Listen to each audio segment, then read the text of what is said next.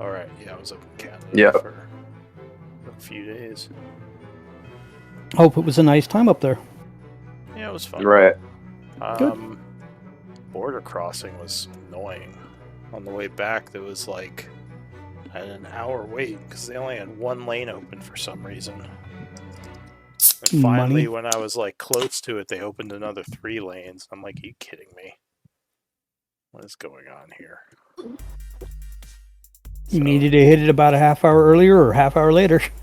Yeah, I guess so. I got there at 11 thinking, oh, no one's going to be there. It's like the middle of the night. And it was like a friggin' huge pileup with one lane open. I was like, well, this is great. Great. I don't think that means what you think it means. No, it was sarcasm. I know. I just wanted to quote a movie. I see. Well, let's see. We are on the Magical Miscreants session 31. Oh, that's what I was going to say. I'm on the fence about NPCs and battles. I keep like going back and forth. I was thinking it's better without them, but now I'm kind of feeling like maybe it's good to have them up to a certain amount. Like on your side, I think it's like it's situational. Yeah. Right.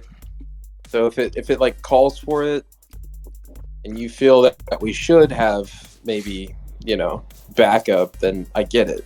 But, I can see where it could also be overpowered. It's not about overpowered. Like, there's always the risk that your people will die, which is like kind of the risk of it. My issue is more just like how it slows things down, and then like I'm basically fighting myself, unless I give you guys control of them. But then again, like those who don't have an NPC they're controlling get to do less in combat. Yeah. So. Group by group, I really like the group we have here. I think we're pretty solid and might not need NPCs. But I've been in other groups where NPCs helped out. I mean, I think it's. I don't know if any of you need. I mean, some groups I guess are less tactically minded, but I think it's more like fun factor. Yeah. Like, is it fun to control more characters as well? So for me, if I had a scenario where I got to have like one of the ogres and we were doing something like that, we were like raiding a camp or something, I would think, that'd be fun, and I wouldn't mind controlling that character. But in general, I'm cool. Yeah, and then things come to mind like, can you train like NPCs, like to level them up, make them more powerful? Like that might be another cool factor to like use money and time to make things more powerful. Yeah, like how would leveling up look? Yeah. It like I don't know. It kind of complicates things, so it's I don't know. I'm all over the place with it. I keep going back and forth, but in any case, might as well get going. So Juan was supposed to scribe. Of course, he's not here. That's probably why. I could scribe because I think I'm next in the rotation after him. You are. So Beans, I was going to ask you next. I will put you up to scribe. And we have Oswin as the previous scribe. Would you like to give us a recap, Oswin? I don't know what you're talking about.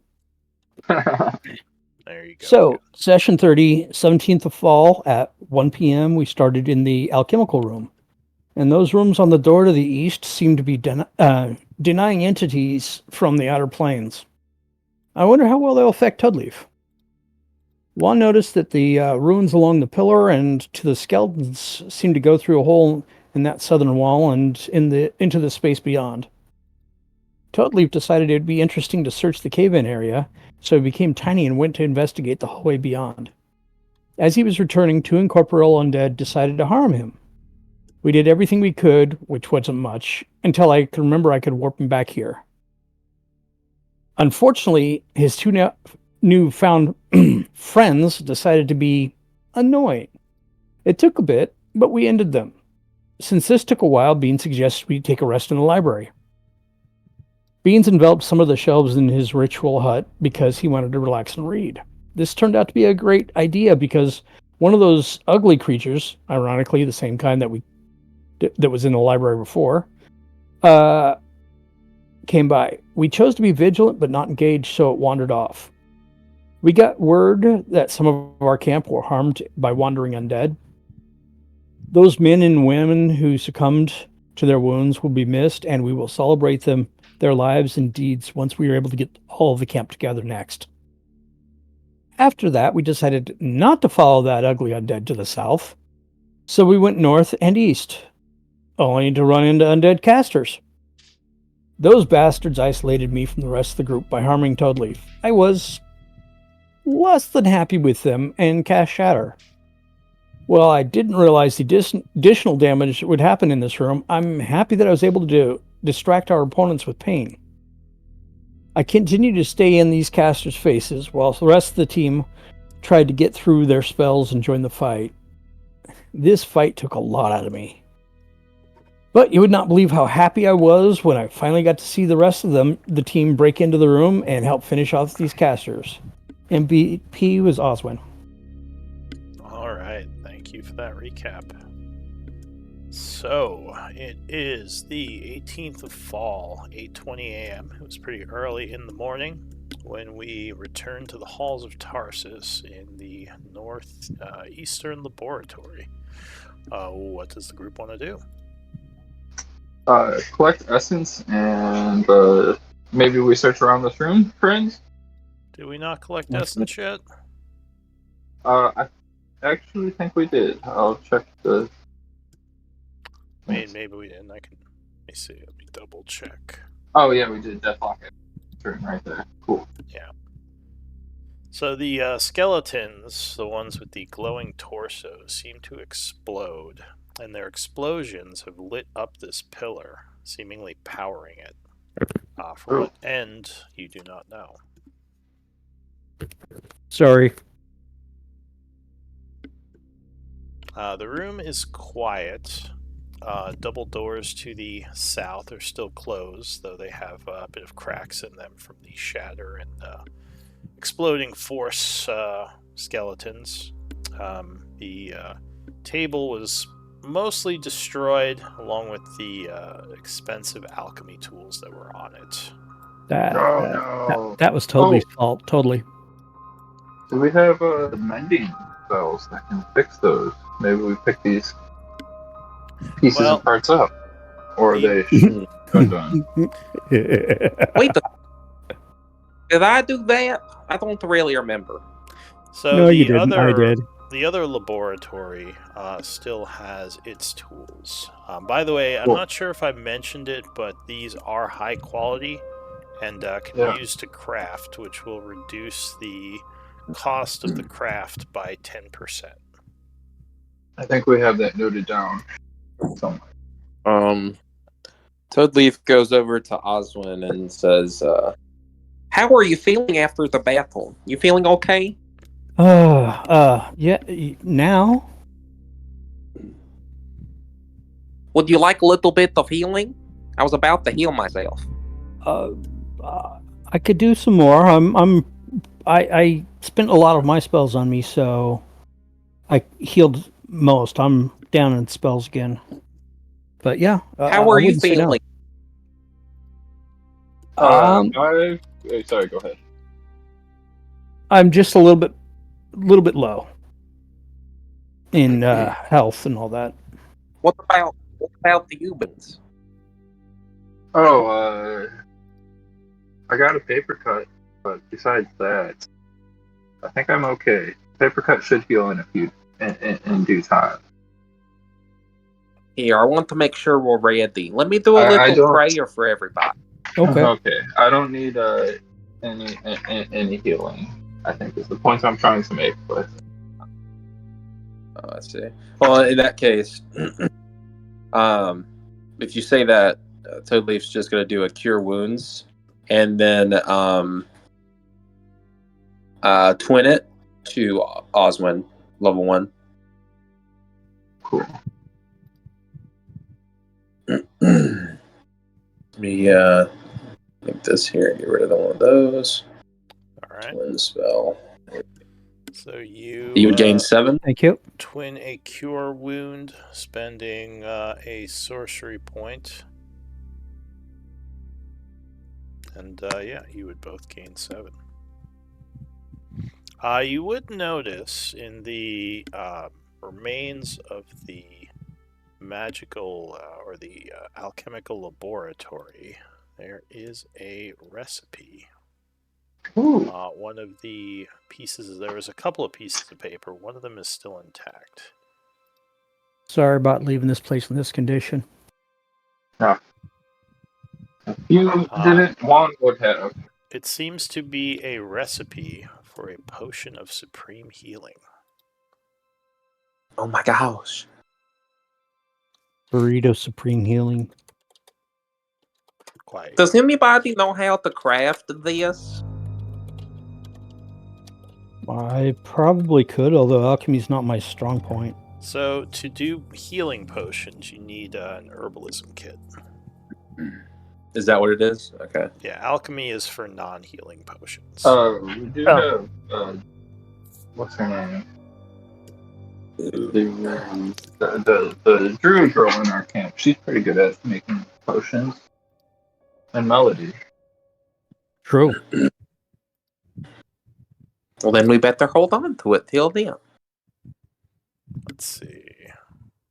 Yeah, I think Aleka does have herbalism from what she told you. Yeah, Miss Vosh. Yeah, she can grow herbs as well as create healing potions if you give her those jobs. She just needs, well, the herb she needs to be stationary in one place, and the potions she would just need pretty much the same to do that during downtime, as long as she's in camp. So you could be having her put days towards it if you give her the ingredients. Does anyone want to manage that stuff like what the NPCs are doing? I think we have stuff going on in the downtime activities for them. Okay, because I've been managing just paying the people. I haven't been keeping an eye on what they're doing. Might be that's more of a micromanage thing, but it could get you some more resources. Right. So in any case, you would get that recipe if you don't already have it. Cool. Alright. What do you want to do? Toadleaf says, should we push forward or should we go backwards to try to look at that cave-in again? Let me listen to the store first, since we're standing here, and then we can check out what's happening on the other. Could I check this? Yeah, for sure. Yeah, let's do that. I like that plan. So this fireplace looks like it is much like the other one you saw. The other one? Cool. There's some magical light coming from it, but the fire doesn't actually burn. Cool. With your passive investigation, wait, what's the parentheses on the The second one is Stephen Hawking's perception. Oh, what's your passive investigation? Oh, passive investigation, 17. 17. So you would notice the fireplace here has some sort of glowing symbol on the back of it. This isn't something you noticed about the other fireplace. What languages do you speak? Gnomish, Common, Undercommon. Alright, so you would not recognize the symbol or what it meant. Cool. It might be in a language you don't speak, but it seems to be glowing. Cool. And I'll say with your passive investigation, you would guess it's because the pillar is lit up, because it seems to be a similar glow. Oh, so the symbol on the fireplace is lit up because the pillar is lit up. It's in the back of the fireplace, kind of behind where the fake fire is. I'll ask Oswin and Toadleaf if they can read this symbol. Well, let me take a look. See what I can do here. Sorry, I didn't mean to distract Oswin. Nope. I got Common and Goblin. I'm betting it's in Dwarven just because everything else down here has been in Dwarven. Dwarven, yeah. So yeah, can we... Juan, because he speaks Dwarven in the background, will translate it. He says, that is the symbol for hawk. Not sure what it means, though. It's an odd place to have that word written. Maybe there's a little puzzle or something.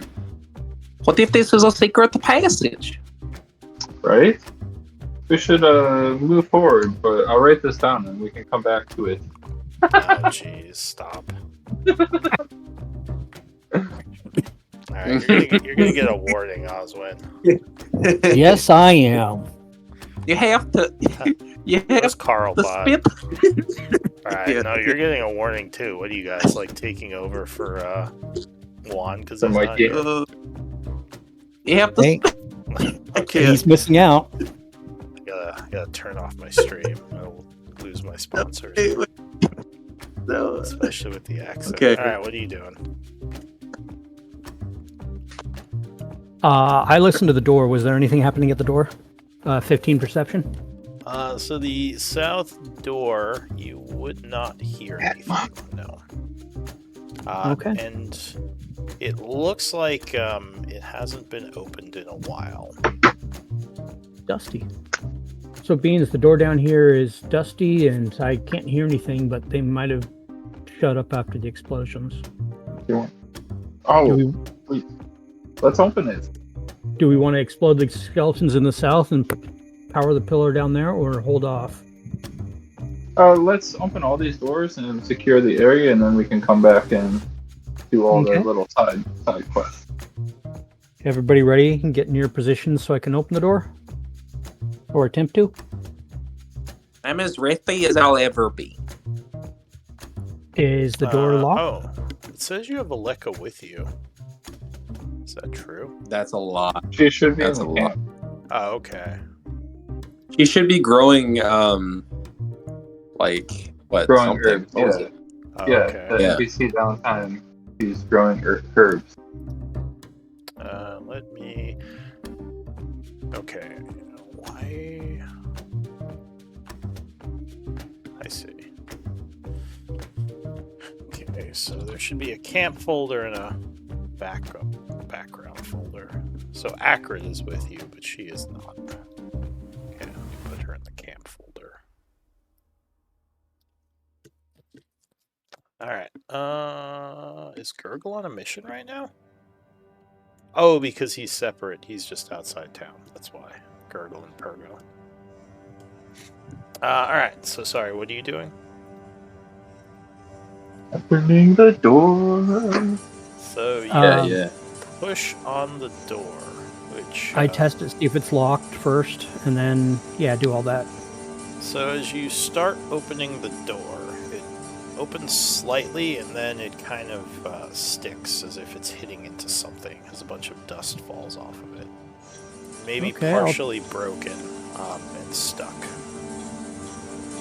If I can look through the crack to see if I can see anything, like there's an object there, or there's a guy standing there waiting to put a sword through my face.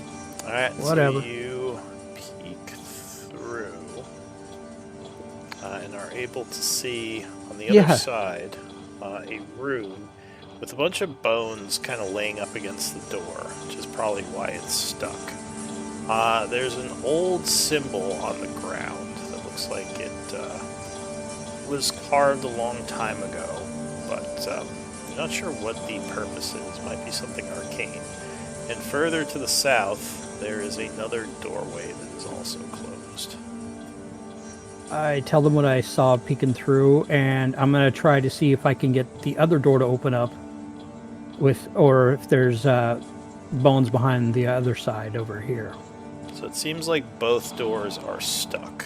You might have to try to force them open, which unfortunately could make noise. I'm going to make noise because I don't have the strength for this. Take the battering ram. That's what I'm going to do. Oh, no. Ring of the Ram. Can I help? Oh, Ring of the Ram. So up to two of you can work together on this. Ring of the Am I Ram, what does that do? Can you link Give me it? a second. Yeah, I think each item has a thing where you can press it and it'll put the description in chat. Is this just a thing you have and I didn't know you had? You guys knew I had it because I got it when we were as a team. Yeah. I forgot. I forgot. I'm attuned to. Dang it. Okay. There it is.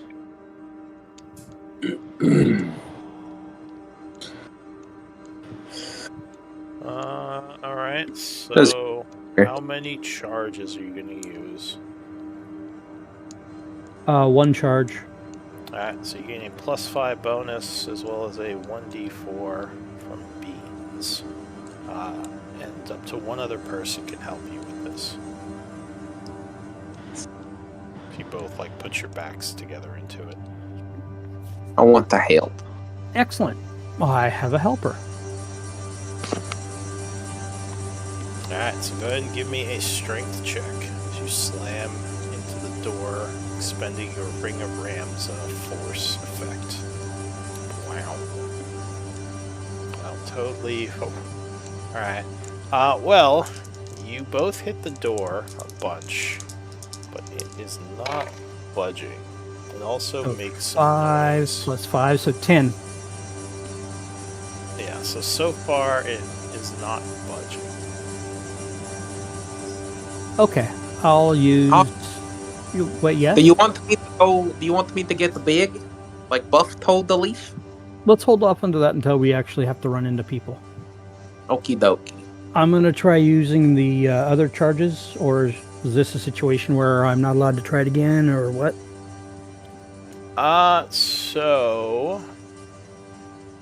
you can try again, or you can. Well, I think at this point you might have to attack or like knock down the door with force, like actual like breaking it. Okay, I'll just unless someone else wants to try. Instead of using the ring, I'll just keep hitting it with the gauntlet. So, you should have battering ram. Yeah. Yeah. Oh, well, why didn't you use that in the first place? Because I had the ring of the ram. You can use both. I didn't know I could use them both at the same time. Yeah, you just like, because the ring of the ram doesn't, as far as I mean, it's just you spend the charge to kind of do the force effect, but it doesn't seem like you can't use other things along with it. Oh, okay. I just, then definitely using it then. Yeah, because it doesn't. It's not like it doesn't say you have to like punch the door with it or something, right? Nope. Yeah, you just kind of expend a charge. All right, so you pull out the battering ram. I'll go ahead and give you another roll. Guidance again.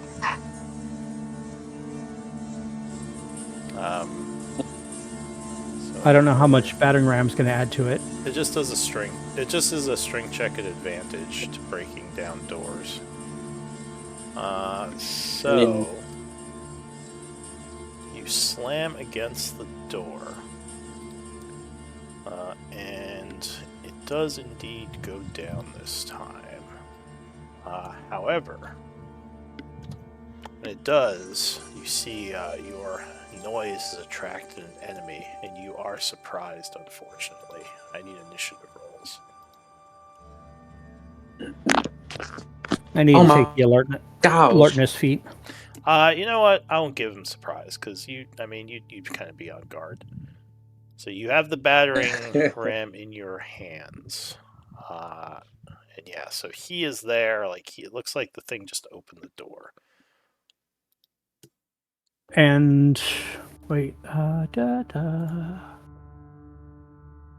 okay, we're 35 feet away from him, so we do not need to do the charisma check, do we? Oh, are you kidding me? Hang on. My scripts are broken again.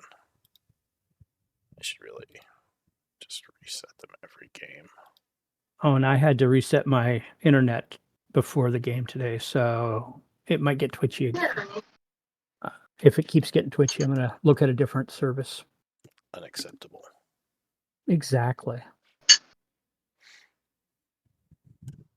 I find your lack of Wi-Fi disturbing. Me too. Disturbing. I mean, that's my job. Alright, I am back. Let's try this again. Oh boy. Alright, so the first act is going to be Stephen Hawking. So, where is Stephen Hawking? Oh, he's in the back. What is Stephen Hawking going to do? Stephen Hawking is going to push out of existence into the other dimension. Don't you have to do that with your action? Oh, do I? I think that's the case. Yeah, I think that's Stephen your Hawking. action. Fly over here and dodge.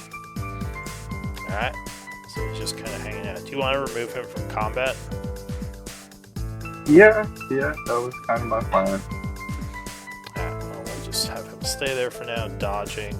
Sorry, I deleted him. The Bodak is going to step forward, saying something in Abyssal. Speak up, we can't hear you. He rushes right up here. As a bonus action, it's going to expand a dark aura all around itself. It peed itself. As necrotic energy flows, you feel yourself starting to be drained. It will then look towards the one who broke down the door with the battering ram and attack I wave. you with What's hanging up over there? Withering Gaze. So I would need a con save, DC 13. As you feel a wave of necrotic energy rush over you, though luckily you resist, taking only 9 necrotic damage from it. Feeling slightly withered, but not as bad. That's it for the creature, Beans. I am.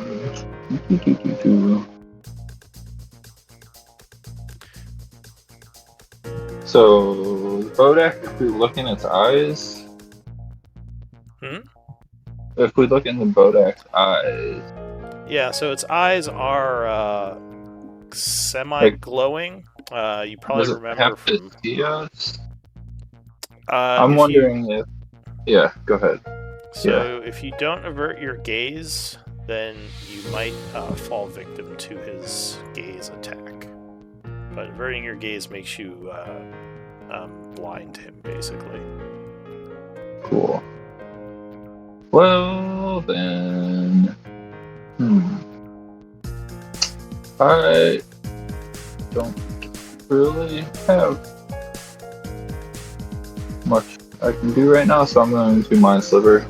Try to Mind Sliver him. And I assume I can't avert my gaze with Mind Sliver because I have to be able to see. That is correct. So, you would meet his gaze, meaning I need a con save, DC 13. Uh-oh. That's not good. Attempt to target him. Luckily, you resist, at least for now, being unaffected, as terror is kind of going through you. But you steel yourself and are able to target him. So he makes an int save. Yes. Which he will fail. Taking 4 psychic. As he grabs at his head, bleeding slightly, and is now weaker against magic for the time being. Cool, and then I am going to scoot away and tell Stephen Hawking to fly away. Alright, so that is it for you, Dewdrop.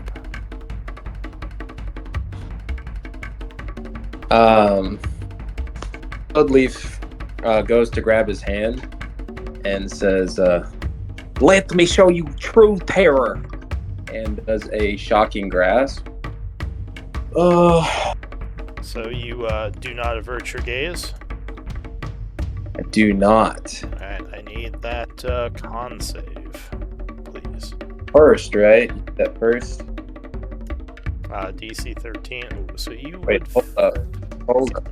Wait, that's a save, so I'm gonna use favored. Add 2d4. All right. So 18 would make it, passing on the save. So you indeed resist, luckily. Shocking Grass. Shocking Grass 19 would strike, Yeah. blasting him with electrical energy for 3, as he seems to resist lightning, but also taking away his ability to react. I move 30 foot, and then I'm going to cast bonus action Spiritual Weapon. Okay. And it's going to be right here in the spot I was. And I did the attack already. Here. Alright, so I thought I... go ahead and place it. 18 would strike him. Oh, yeah, I see. There it is.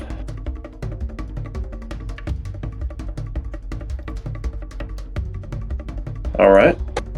Let me go ahead and roll damage. Alright, so he is struck for 11 force. And Bloodleaf looks super awesome. Yeah. Okay, that's all. Alright, so your turn ends. Osmond. I love you so much right now because I'm going to do a spell that does not look at my opponents. Okay. I'm already noisy, so I'm going for that. Alright, a thunder wave explosion. Con save. Okay. Make sure you spend your favorite of Aurasil Dewdrop. I didn't my know. But alright, so you attack with a thunder wave, spending a second level spell? No, I spent a first level. First level. Alright, so thunder. So he has to make a con save. Okay, he would indeed make it. 18 would pass for him. So he takes half damage, which is 5. 5. There's a Yep. loud crackle of thunder. He does not seem to resist thunder. And will now be looking angrily at you.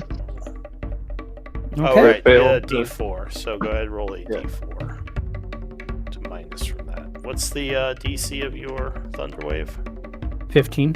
Oh, so 3 would still make it because he's at 15. No. No. Alright. So that is it for you. Into the new round, the Bodak goes. What is he gonna do? Yeah, he was unhappy with your thunder wave. Oh, actually, I'm gonna roll something. Okay. So he... Oh, at the end of your turn, because you were still in his aura, Miasma, you take 5 necrotic damage. Did you avert your gaze? Yeah. Okay. I specifically said it because I was doing a Because you spell did that the did not AOE. look. Yeah. So he is going to attempt to punch you at advantage since you cannot see him right now. A withering fist. 13 becomes a 16, which luckily still misses.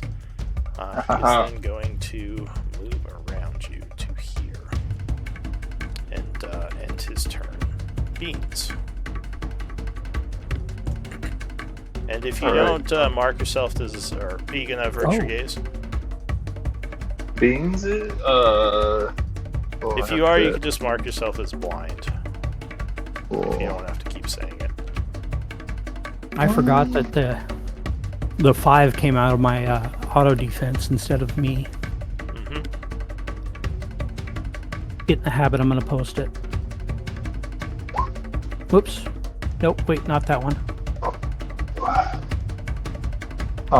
I That one. don't think I am going to avert my gaze because I am going to magic missile at the second level.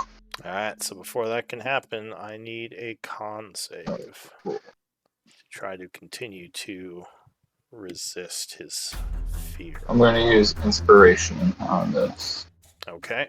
inspired con save. So inspiration point 13 would just make it. So once again, you are immune as you blast him for 15. That's at the second level. Okay. Magic missile. 20. All right. So he is wounded. And I am going to shoot back some more. Alright, so your turn. So you got it, awesome. I believe in you.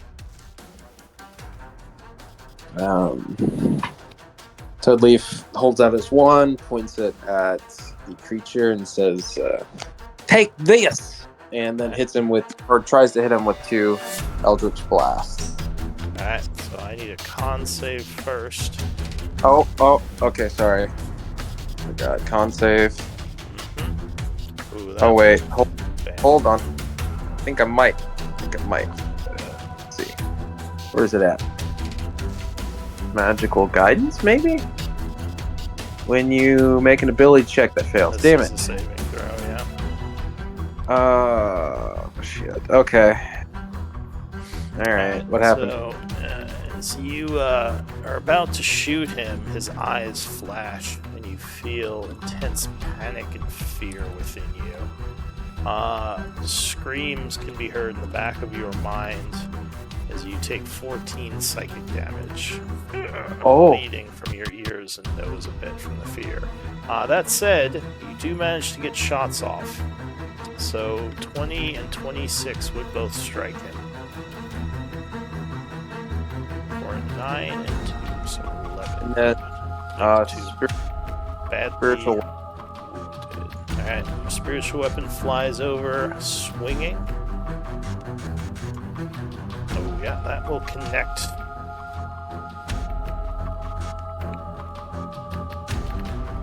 Alright, so it slams into the back of his head, shattering his skull.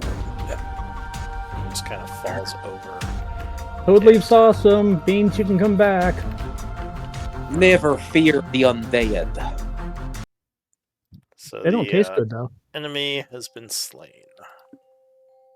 Beans. Hopefully no more heard the noise, but so far things are quiet. That's what I hope for as well. Oops. I mean, we handled it well. How are we doing? Would you like a little bit of healing? So you would notice that Toadleaf is a little bit wounded. And of course, yeah. So Toadleaf and Oswin are... Well, Toadleaf is winded, and so is Oswin. Neither looks wounded yet. Maybe just tired from the battle. Some blood coming out of Toadleaf's nose from the psychic attack. Toadleaf says to Oswin, "Would you like a little bit of healing?" That would sound wonderful. Thank you. Twinned again. Let's see. Can't wait till level 6 where I can re-roll my dice for healing. It's gonna be freaking awesome. So sorcery. Another first level spell and twin it. And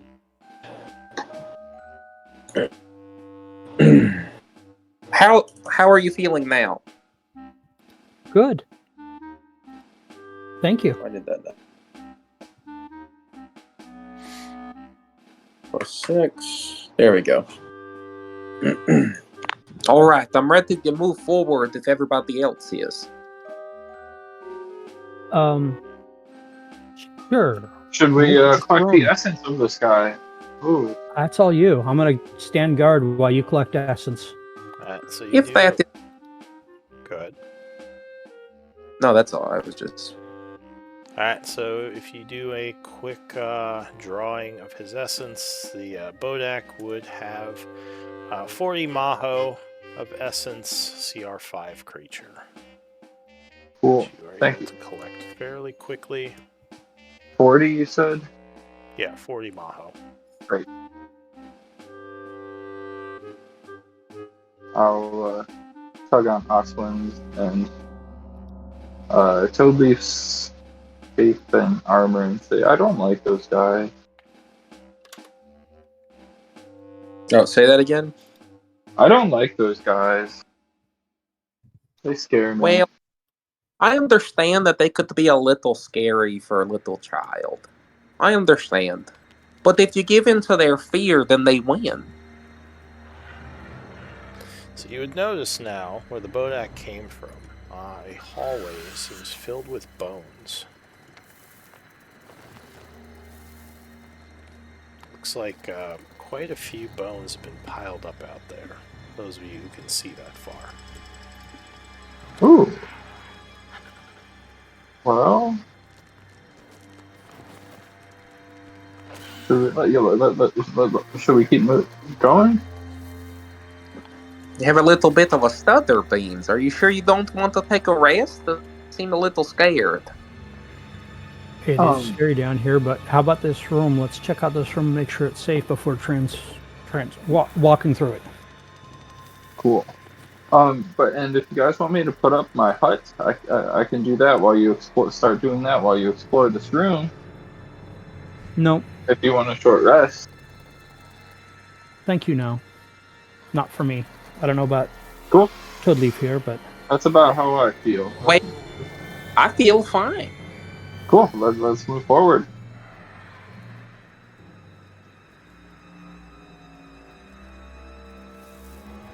I'm going to go check out the skeleton on the wall. Alright, so the bones here, looks like a couple of them at one point were hanging off the wall. Most of that has fallen down at this point, other than some probably arm bones and leg bones still tied up. Do you have medicine? That would not be me. Alright, so yeah, these bones look old. They were probably left here a while ago. Same with these markings on the floor, which were some sort of, possibly a star. But at this point, not much is left. And there are more bones that were kind of laying against the door. And of course, beyond this door, even more bones outside. It's like some sort of large conflict occurred here, and many people died and were just kind of left to rot in these halls. It would also be a pretty nasty stench, as the air down here is kind of stale from all the undead or all the death that's been here throughout the years. Hey, Toadleaf Beans, I'm thinking about tossing a firebolt at that pile of bones, see if we can get rats and whatever out of it, just so we don't get surprised by rats. What do you think? That sounds like a good idea. I could also have Stephen Hawking fly that way and kind of see what's going on around there. Good. I fire it at the center of the pile to see if there's anything that, if I trigger anything. The firebolt would just hit some bones, which would rattle a bit, but nothing happens. Nothing catches fire? Okay. Okay. I'm going to move forward. Yeah, you've noticed there haven't been much vermin down here, which is a little unnatural for all the bodies. Then again, most of them are skeletons at this point. You wonder if these have been down here since before the last cycle. This is an old Therian ruin, as far as you can tell. I'm going to move forward a bit more. Hey, there's a cave-in. Yeah, so you see the other side of the cave-in, which you believe this may have been a hall at one point that went through, but yeah, the rocks have fallen and blocked it off. In the other direction, you would see two vault doors that look like they've been smashed open by something. Anybody interested in some vaults? Or very vault? much so. Maybe something that way. Let's see what it is.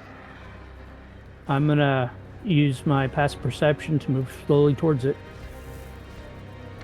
Alright, so the doors were most likely broken open a long time ago. You would see on the other side of the door there are these large impact marks in the metal. He got hit hard. Yeah, something fairly strong knocked these in. The ceiling in here is also larger than the other area. It goes up to 20 feet in here. instead of the 10 in the other areas. This area seems more open. Does that large, higher ceiling continue into the vault area? Or is this the vault area and continues in the other area? So these seem to open inward. These might have been some sort of protective measure to entering this area. This looks like it's just some kind of hallway. Much like the one you're in. Okay, does this go down to 10 feet again? No, this is 20 feet out here. Also? Okay. So I'm going to move forward cautiously. Try not to get too much into that dirty area. More bodies up there. Yeah, you'd see another large pile of bones to the north. And to the south, floor areas that don't look entirely stable. You'd also notice now there's some ruins that are etched into the walls up here. Looks like one of them is glowing, but the other one is not. So this one's glowing. That room up there got exploded and the pillar's lit. This one's not glowing and that pillar is not lit. I was thinking that sounds about the right. So shall I go back there, arrange the skeletons in that room, explode them, and then see what happens? Sounds good. Let's do that as a team. I'm gonna go. Make the dream work. I'm gonna do another firebolt to this group up here, just in case. Alright, you hurl a firebolt up there. This time when you strike them, the bones start to move. So I no! An initiative roll. Thank you, Offline. I think you angered the pile of skeletons. That's not good. Did my turn show up? My initiative show up? I'm not sure. Yeah. Okay, because I didn't have my token selected, so I was wondering if it worked. Oh, that one's big. So the skeletons quickly form into a massive creature that you notice has 2 battering rams strapped to its arms. It drops them as it rises and pulls out large greatswords from its back, almost as if it's changing modes. Oh, great. At least you get to fly, Toadleaf?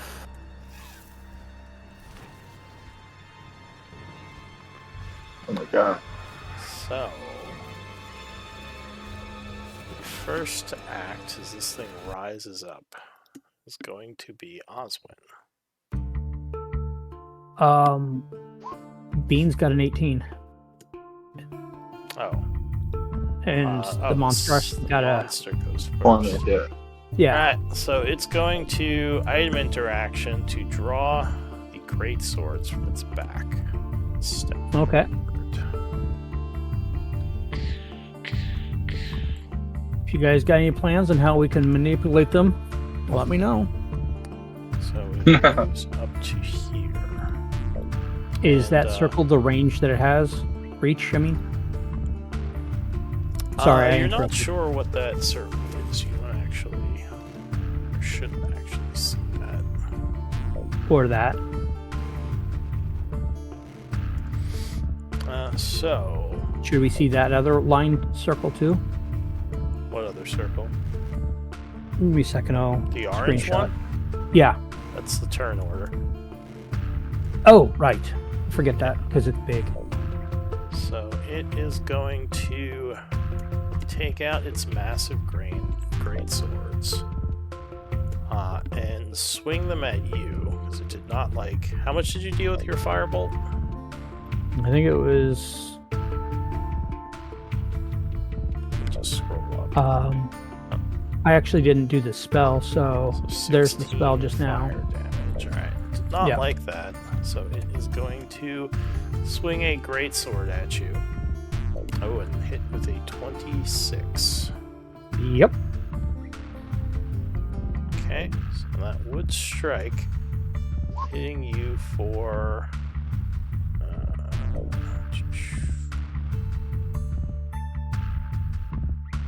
12 points of slashing. Oh. It attacks a second time. 18, I believe, misses Nope. you. So that is it for the creature. It comes in swinging its massive blades. Beans. I see this giant monstrosity, and I'm gonna try to slow it.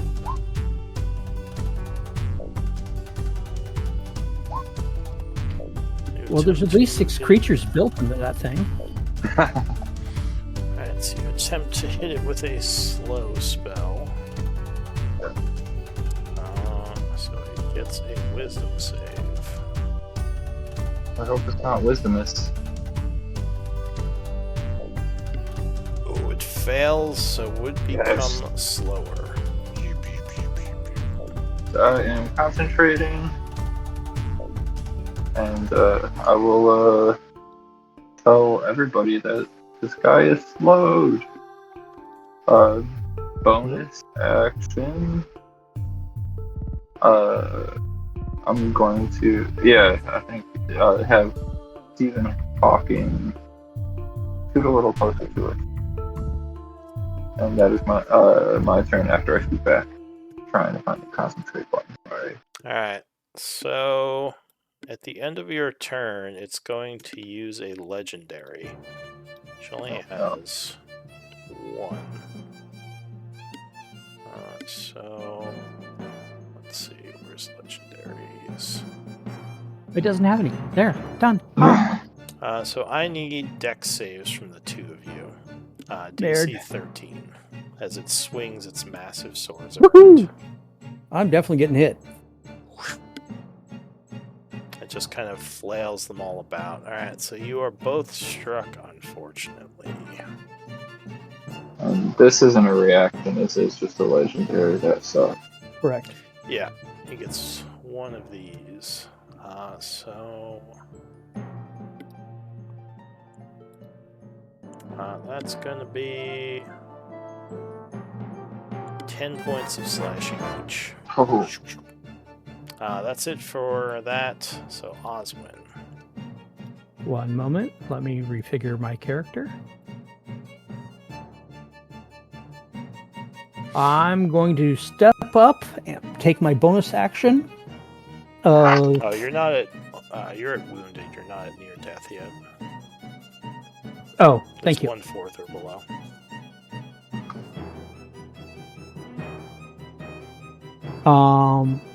Pop my defensive field to give me 5 more hit points back, temporary hit points. Mm-hmm. Oops.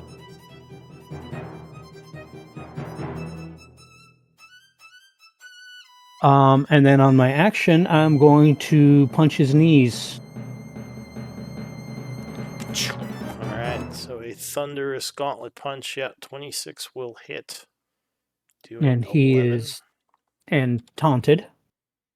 Certainly is, although he was already angry. 26 will strike again, doing another 12. And then I'm going to circle this way to try to get it so he's not going after the party when Toad Leaf takes off. Alright, Dewdrop. Toad Leaf. Toad Drop. Dew Leaf. Okay.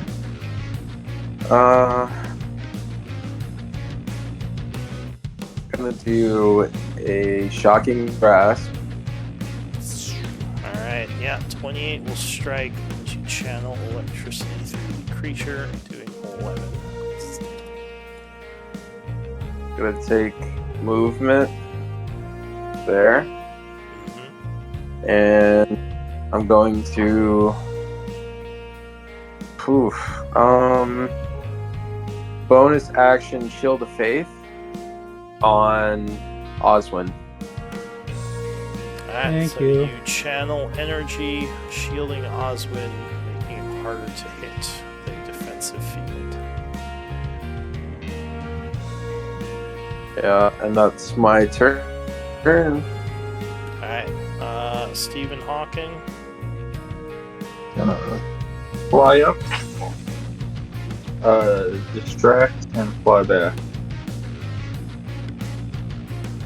Does he have flyby as a hawk? No, but the creature cannot take reaction. Yeah. Alright, the monstrosity goes. Good. So he is providing advantage. Once again, has his legendary. Alright, so he is going to take some swipes at Oswin. Starting once again with a great sword. I think he gets one because he's slowed, right? He does. 26, I believe, will strike you. Yes, it will. For another... Ooh. 17. Ouch. That's a really high roll.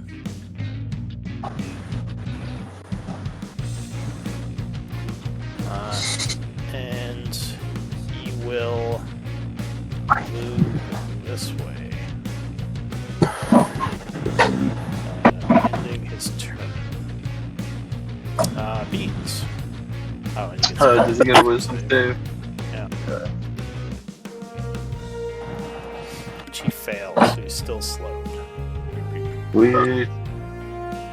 I'm going to mind sliver him. Alright, so you attack him with psychic energy. Doesn't look like he's too intelligent. Fails his save, taking 5, gaining a penalty to his next roll. Anything else? Now, a bonus action will tell Stephen Hawking to do a flyby and stay safe. Okay. For his legendary this time, he's going to point his hand at Beans and fire out a bone spear with disadvantage. Oh no. Oh shit. The spear comes flying at you. 13 luckily misses you. Misses. Smashes into the wall behind you and shatters. That is it for Beans. Osmond. I need healing. Oswin looks wounded from his engagement. 14 will unfortunately miss with the first attack. Even with -2. And it should be at advantage because it's Stephen Hawking. Oh, right. So 19 will definitely hit. Doing 8 thunder. Crackle, and crackle. I missed the second. No, that one is going to whiff, unfortunately. Anything else? I'm going to move up here. Okay. So luckily That's it. You are still within his threatened area. Dewdrop.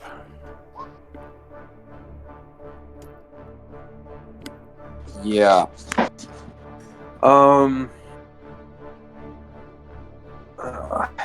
Jeez. Well, we're gonna go ahead and do a bonus action. Spiritual weapon. Okay. And we're gonna put it here. I gotta find it. There it is. Put that right here. Oh wait. So another spiritual weapon poofs in. Yep. 15 will strike thanks to the slow, as he is not quick All enough to react. Smacking. 5 force. 5 force damage. Then I'm going to try to hit him further with 2 Eldritch Blasts. Yeah, both will strike. Or 3. Oh wait. Yeah, horrible damage. I'm gonna go ahead and move here. Alright, so that is it for you. Stephen Hawking. We're going to fly up. Directing. Fly away. Alright, so once again... he is going to get an Oppie on that one. He's slowed. He can't. Oh, right. He is slowed. Okay. Think. So he is now distracted once more. New round. His turn. So, unhappy with what is going on. He's going to move this way through the open door and come after Beans. Almost like he is trying to disrupt your spell. That's it. So he gets one great sword swing. What's his movement penalty again? Let me link it real quick. Is it -10? Oh, speed is halved. Oh, he might not be able to get to you. So he would move 15 feet this way. He is going to fire another bone spear at you. This time as his attack, so he fires 2 of them. Cool. First one, 14, will miss. Cool. Second one, 12. Lucky. So those will both miss. Very poor rolls. So that is it for him as he regains his... Also at disadvantage anyways. Oh, yeah. Oh, alright. Is taunted. Wisdom save. Minus a d4. Alright, so he is going to fail. Beans. Oh, snap. I will say, he is coming after me, guys. And, Fireball. I'm gonna mind sliver him again. Try to. Alright, so once again, he must make an int save. Which he will, make this time. So, 16, he is unaffected. Cool. And then, -2. it's impressive. And then I am going to scoot away 25 feet and bonus action. I will. The bones are difficult terrain unless you're jumping. Cool. I cannot jump that far. He's too young to jump those bones. Yeah. Just fling yourself. Over there. Where's Carlbot? And then bonus action tell Stephen Hawking to attract him again. Alright. And that is my turn. I have to do Cure Wounds on myself. It's okay, I got you, bud. I'll take him. And as a bonus action, I'm going to do my last of my defensive field. There we go. Getting me.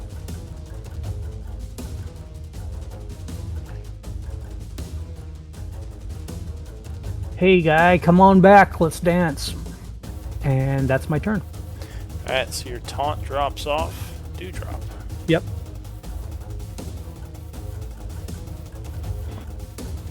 Yep. Well, I was hoping he would follow me. I was hoping he'd follow me.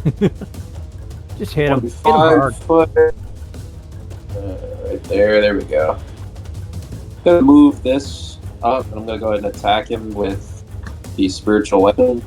Okay. Nice. 28 would strike with the spiritual weapon hit, doing 7. Remember that is taking spell slots. Yes, yeah. I'm already out of the second level, so that's fine. I'm curious to why I only have one of these. Here, one sec. Alright. I'm just gonna go ahead and try to end this thing. I've been playing with this one enough. Let's just go ahead. Okay. Alright. So Leaf does Lightning Bolt. Lightning Bolt! That's here we go. Blast him with a lightning bolt. DC 17. 31 damage. Let's do it. Alright, so he attempts to dex save, which will fail, doing 31, which is going to put him to wounded. Yes. I think, yeah, that's all I got. Alright, at the end of his turn, he's going to fire 2 bone spears at you. As a legendary. I feel that's fair. Big meanie. Oh wait, he's still slow. Well, yeah, these would. Alright, yeah, I'll say you can only fire 1 because of the slow. So 18, I believe, would strike you. Yeah. So the bone spear hits you, shattering and doing 16 points of damage. Yeah. Okay, that's good. Alright, so you see Toadleaf knocked out of the air, kind of roll around a bit and slam into the floor. He is dying, though still conscious. Fix your marks here. Oh, I'm trying.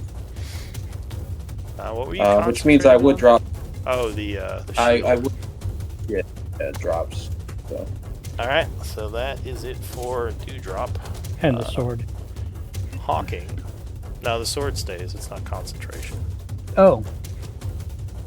I assume Dewdrop is going to harry him again. Or not Dewdrop, the Hawk. Stephen Hawking. Matt? Alright, so I'm muted, Matt. yeah. So, harrying him is flying up there. Alright, new round, the monstrosity. He's getting tired of this hawk, so he's going to come up here and swing at it. Half speed. Oh, please. Yeah, it's only, he only moved 3. So Stephen Hawking gets hit for 35 damage and completely explodes, taking 1 for the proverbial team. Thank you, Stephen Hawking. At the end of his turn, he tries to drop the slow. Oh no. 14, I believe, fails. Failed. So he is still Gotta slowed. be 15. Beans.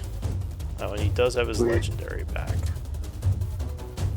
Cool. I'm gonna scoot up just a hair closer and try another Mind Sliver on him. Alright. So once again, he must int save. Yes. Failing completely, so he takes 6 psychic. And then I will continue moving closer. And that'll be my turn. Alright. And I will yell out, Toadleaf, I believe in you, that you can not die. You can't even see Toadleaf. You just heard as he was struck by something, and Just thump on the ground. Yeah, you heard a that's it. It's like a windshield down there. He did the Hawk Tua that took him out. Yeah. Alright, Oswin, what are you doing? I'm waiting for the Carl bot to hit you for that one. I give myself a penalty. 17? Yeah, 15 or 7 or 24 actually, because you have advantage. Would strike, hitting him for 11 and renewing your taunt on him.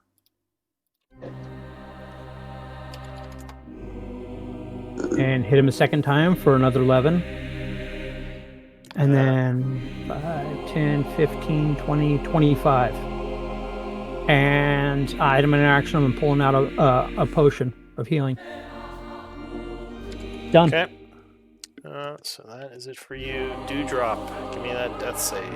So you are clinging to life, your vision blurry. You hear and kind of see your ally run up to you. Okay, so you know what you got. New round is the skeleton. So he is currently taunted onto you. He's going to move 15 feet to here. Oh wait, would my blade have gotten to attack or no? No, because I believe you have to use your bonus action to do that. Oh yeah. Okay. So it just kind of floats there until you can command it again. Right. So he's going to move to here, bringing 2 very large blades down upon you, Oswald. First swipe, 12 misses. You jump to the side. Second swipe. Hooray. Oh, 23. Yep. Alright, so... He's so slow, he doesn't get to attack. Keep forgetting. Alright, so no, that would just miss you. And that is it Thank for you, him. Beans. Beans. Where's the slow side?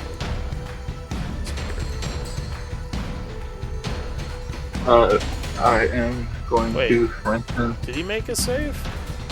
No. No, He said he did not. he rolled a 14 and needed a 15. Oh, okay. Alright, so Beans.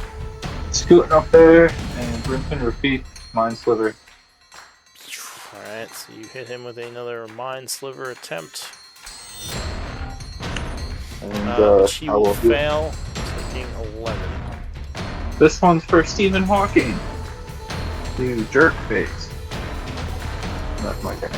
Alright, Osmond. I give my compatriot a potion of healing, so that's 2d4 plus. What's the roll again? Thank you. Yeah. Wait, what is that? 2d4 plus 2? What? Yeah. Yeah. A normal healing potion, 2d4 plus 2. That's all I had, and then I'm going to move up here to get it so he's focused on me and not the downed person who's close to his range. Alright, so Dewdrop, you are prone with your wand laying on the floor next to you. But you are once again able to see clearly, though your head is ringing from the near-death experience. And you've got One a level sword. of exhaustion. I get back up, and I'm like, I don't even go to pick up the wand. I just go for it. Just cast another lightning bolt. Alright, so blood streaming down your face, you let out a cry as energy crackles from your fingers, blasting towards this thing. And then The creature is not quick enough to move and is struck midsection, shattering its frame. As it falls, there is an explosion of bone shards. Oh no. Oh, yes. I no. need... Oh no. Let's see. Dex. Yeah, I need dex saves from the two of you. Ooh, I am Yeah. not. Or wait, hang on. What's the range of this? I think totally might be safe. oh, Yep. Yeah, so it is luckily out of range of Toadleaf, but Oswin, you are caught in the blast, taking 14 points of damage. Oh my god. As you are stuck with a bunch of bone shard piercings. Luckily, your magical shielding absorbs part of that, and you are hanging on by a thread. ow, that hurt. But it seems you are victorious. So I just want to say, I've seen 6 people struggle against one of these. You know, we did good. Yeah. I mean, you guys did good. You did good too, because all three of us distracted it. Oh, Three of us took yeah, it. Your slow spell crippled it. Like if it didn't have that slow spell, it probably would have downed the party. It's so good. So 2 rounds ago, don't easily. Don't sell that short. But anyway, yeah, it is a pile of bones once again. Is it wearing any armor or anything? It has 2 very big great swords and a bunch of bone spears. They're kind of like attached to it. This seems to be some kind of magical, almost like battering-ram, but also has swords to engage in melee if needed. Oh, Some kind Gurglow could use. Some kind of crazy necrotic invention, though it seems like more of a golem than an actual undead. We should the problem. Arcana might tell you more about it. Arcana. So it does have essence, because it is technically a construct. So it does seem to be mostly made up of bones, meaning it has the weaknesses of normal skeletons. Bludgeoning damage is very effective against it. Why did I not think about that? Bludgeoning could have helped a lot. Wait, does your gloves do blood damage? Oh yeah, and it did have a battering ram. That was it's huge size though, so it wouldn't be much good to any of you guys. Gurglo's only large, it would be too big for him. So basically it had 2 great swords, 2 battering rams, and a bunch of bone spears that it could use. Cool.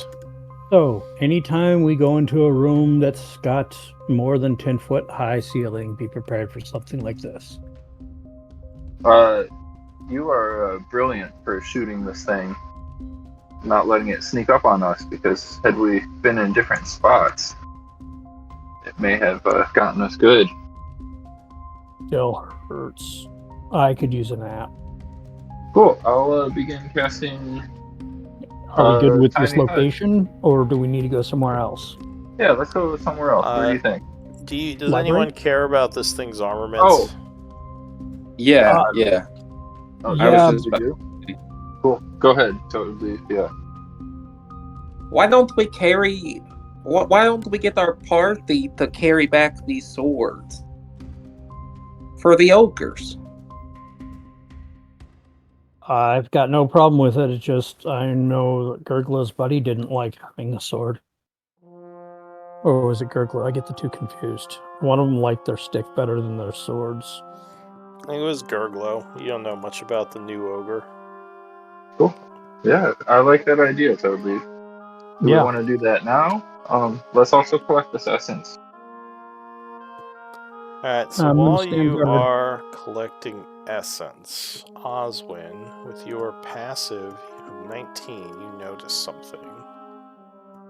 It seems like in the center of this thing is some sort of ruby, which might be part of the creature's creation, some kind of magical focus. Hey, Baines, before you get too distracted, look at that thing right there. That little red thing in the middle. Do any of you... This would be... How would you appraise a ruby? Arcana or... No, it'd either be... well, there's jewel crafting, which is a tool. Or is it jewel crafting? Jewelry something? I forget what the tool is called. But also... I'm muted, yes. Jewelry tools. Jewelry tools, okay. So that would probably give you an idea. But I don't think anybody in the party has that. I won't be able to do it until next level. Alright, so you don't know how much the ruby is worth, but it seems nice. I'm definitely going to work it out then, slowly but surely. Get it out and hand it to Beans. Cool, and we'll put it in the bag of holding. So you can note the session 31 in case you need to reference how much it's worth later. Cool. But yeah, that seems to be all this has. If you, sorry, what? No, keep going. So if you gather its essence, the creature would have 50 maho of skeletal monstrosity essence or skeleton monstrosity. CR is 7. Right. A party of 3 took down a CR 7. That is freaking. And we were like not even at our full, health and spells and potions and all that. Not bad. Not bad at all, my friends. So what are our thoughts? Do we continue forward? Do we want to go back? Rest. We want to. Cool. And where? A camp. Rest back at camp? Just outside? Okay. Alright, so cool. You want to return to your camp? Yeah. And if you want to drag one of these, battering rams or swords, you can say you move one or all of them as you go to your camp, since it's cool. As much as you can carry. So if you guys can carry them all. So are they up to 500 pounds? Yeah. So huge greatsword. What's a normal greatsword's weight? Give me a second. Well, it's a lie because handling actually montantes, but that's me bitching about fantasy versus reality. I'm looking it up. I'm almost there. So it's 3 times the weight of a greatsword, and the battering rams are 3 times the weight of a battering ram. For balance. I think battering rams are 35 pounds.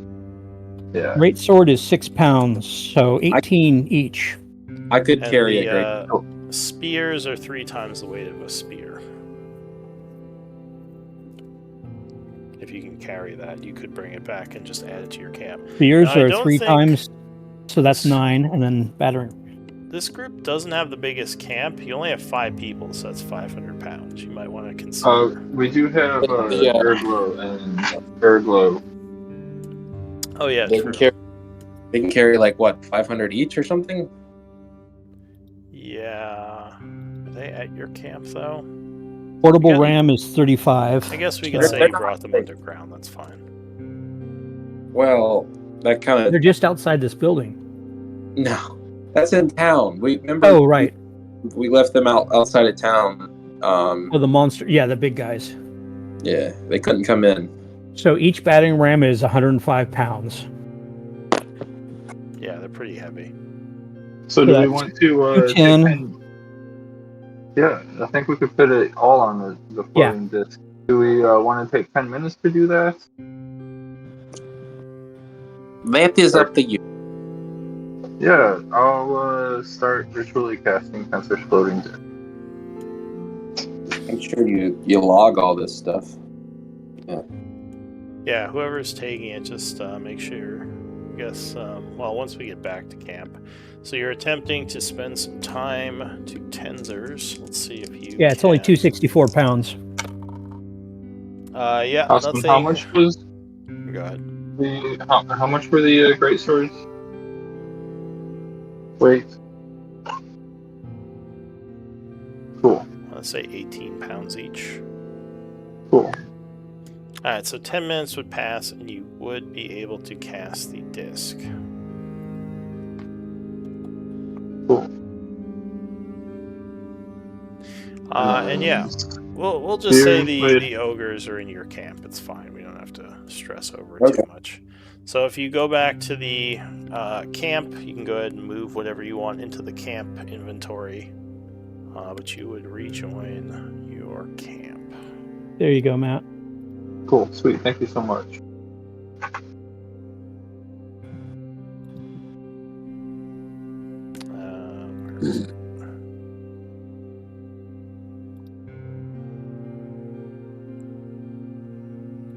Is it here? Okay, here it is.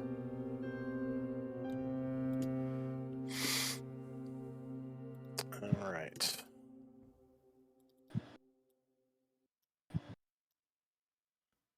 So you come back to, say, outside of the halls of Tarsus to rejoin your camp. Aleka is happy to see you. She says, I'm glad you're all safe. There's been some undead activity in the area, though nothing our people and ogres couldn't handle. Good. Even more since last time you met us down there. She says, more skeletons, more lower annoying undead, but yeah, like I said, nothing in the camp couldn't handle. Good. We kind of dealt with some things that can wield those things, and I point out the floating disc, and we're glad we're out of there. She nods. She says, "Yeah, can't imagine whatever did that must have been pretty scary." I almost went and lived with the angels. I almost did not make it. Well, I'm glad you did. Me too. So he would turn to Oswin and say, "So about these swords, do they look like they're in good condition?" I'll check out all the sword. I'll check out all the equipment that we just brought out: the spears, swords, and rams. So they're old and kind of decrepit, but they could still function. A couple hours of mending would probably fix them up. Yeah, between that could be part of my rest time, fixing these up. And then we have the armor we have to fix up. I wish I could help you with that. Not really. I don't know much about that. I'll gladly show you how to do stuff. I don't know how much will sink in or not, because I don't know how much of a tinkerer you are, but I'll gladly show you. Well, I'd like to take some rest, though. Of course. Well, speaking of, how long are you going to attempt to rest in your camp down here? Osmond wants a long rest, and he'll wait for it if necessary. He's kind of... I'm down for that rest if y'all want. Cool. I was gonna say a short rest, and maybe we go blow up the skeletons in the other room to try to get that pillar to light up. I wouldn't be able to. We could. Cool. We'll be severely limited. Alright. I guess, yeah. Does anybody want to go into the library with me? Go back into the library and do your little hut? I'm willing to do that. So we can study some more? Well, sure, I just want to study my eyelids. If we're going to the long rest, it might be beneficial to retreat back to town, just because it's less dangerous up there. Though if there's some kind of library you want to use, then I don't know, maybe we could move our camp into the halls. How safe is it in there?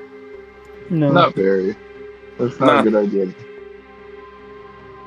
He can only protect a select few. Hey, why should we go to town to that well? Looks like there's pathways beyond just the town. Is there pathways out of here? So we can link up to our camp outside of town? She says, I'm not sure. You probably want to ask the Blood Hand, though. I haven't seen Shirtless Guy since he brought us here. He's kind of left us to watch the doorway and the barricade. I would like to like that guy. He's just a little smarmy. Yeah, just a little bit. So is there a place here that's somewhat defensible? Well, the hallways are defensible. It's just there seems to be some danger in the surrounding area with undead. I mean, I'm sure we could, defend ourselves, but there could be something more dangerous that comes out. I think if we want to be safest, since town is nearby, we could just leave. But I mean, I'm fine putting down defenses and trying to hold our position here. Well, we kind of very much at home underground. We kind of had to sneak in here, so to get out. Yeah, to get out and then to go back, it would probably draw attention. Why don't we send Why don't we send the camp back, and then we go rest in the library?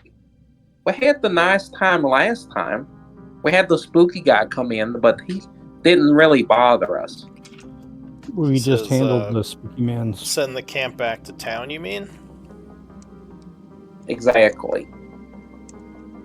She shrugs. He says, well, if you think that's best.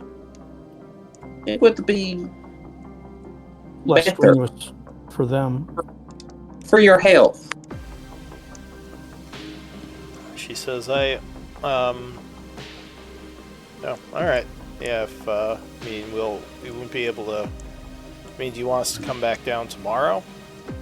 I assume that kind of defeats the purpose of trying to be sneaky. I don't know. I'm exhausted. I don't know. It is more so if you feel comfortable. If you feel comfortable to stay down here with the two ogres. She says, yeah, if you guys are staying, we can stay and watch your backs. But then we would probably just rest with camp, right, guys? Alright, so you're going to rest Yeah, at that the sounds good. camp and try to use the halls of Tarsus for like a downtime project or something. That was my idea, but I don't want to put anybody else in danger. I think we could handle any danger that comes our way. Danger is Juan's middle name. Yeah, but he's not here.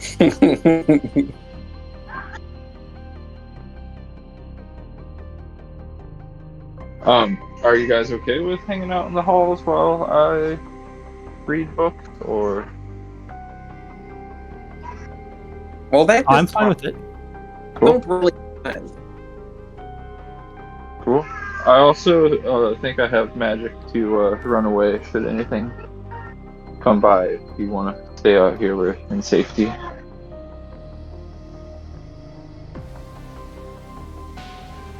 Do you want us there, or do you not want us there? I would totally prefer you there. I don't like going alone. Well, then we will go with you, Beans. Thank you. I super appreciate it. Oh yeah, I've got no problem going there, as long as we can be as protective as possible there. Yeah. We'll do the little hut, and we can leave at the end of the day to come back here. Well, maybe bring your camp into the halls of Tarsus and attempt to pass time here. Yeah, so can the ogres, I mean, I assume they can with the things we've been fighting, they can fit in the halls? Yeah, I mean, it's a 10-foot wide hallways. So tight fit, yeah. Why don't we trap everything in that front, or close up the front room there where the Minotaurs attacked us? Skeleton Minotaurs attacked us. You know, that way there's only 2 ways of engaging us. That is a great idea. I don't think the ogres could have come down here initially because of the well. That's what I was saying. Yeah. So I think we're gonna have to say they're outside town right now, just to make that make sense, because they are large creatures and camps don't usually have those. So yeah, you would just have your humans, which unfortunately only gives you 500 pounds of carrying. Right. Outside the 2 bags of holding. I think we are good because we're only at like 480 something. Oh, okay. But I could be wrong. That's fine. I haven't looked. Alright, so we're passing time in the halls. We should be able to lock up here unless we can fit we got 5 humans, you said? Mm-hmm. Oh, yeah. 5. You don't have to worry as much about where they are because they're in the background. They're just I was just thinking tiny hut. If we only got 5 plus Juan plus us 3, we've got tiny hut. Yeah, but again, for tiny hut, you don't have to worry about it as much. That's where I was just going. All right. So go ahead and place yourselves in the library, I guess. In the library. Okay, 1 second. So Aleka's not going to be able to. Well, did you leave her up to grow? Maybe she shouldn't even be here. Yeah, but. All right, I'm gonna say she's on a mission, so she wouldn't even be in camp right now. We had all that dialogue. Can we say like she stopped by, maybe?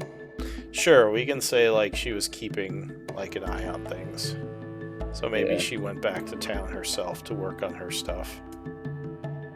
But yeah, I'll just say she's on a mission now. Alright, so I am passing some time, or attempting to. I'm going to cast Mage into my ring of spell storing. Did we close these doors? So I think one of the doors is it broken?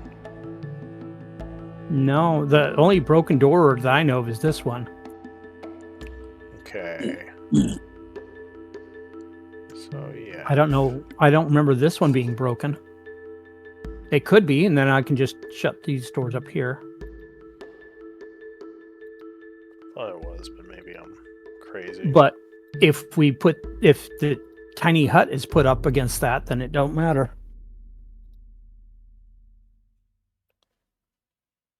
Alright, so Why does it feel like I'm the only one in the library? I'm here. Oh. Beans will pop his head around the corner. Hi. Alright, so let me know if you I was on lookout. Gotcha. doing anything. You wouldn't have any NPC. Well, you have your guards, but none of your character NPCs with the camp right now. Everyone's elsewhere. Yes, I cast light.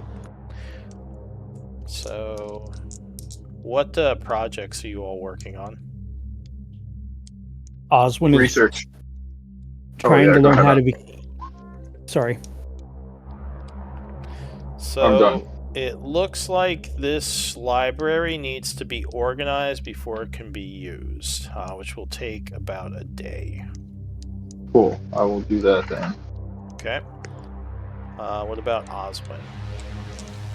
There you go. Trying to become a wizard still, so that's his research. Is this like RP just for your multi-class into wizard?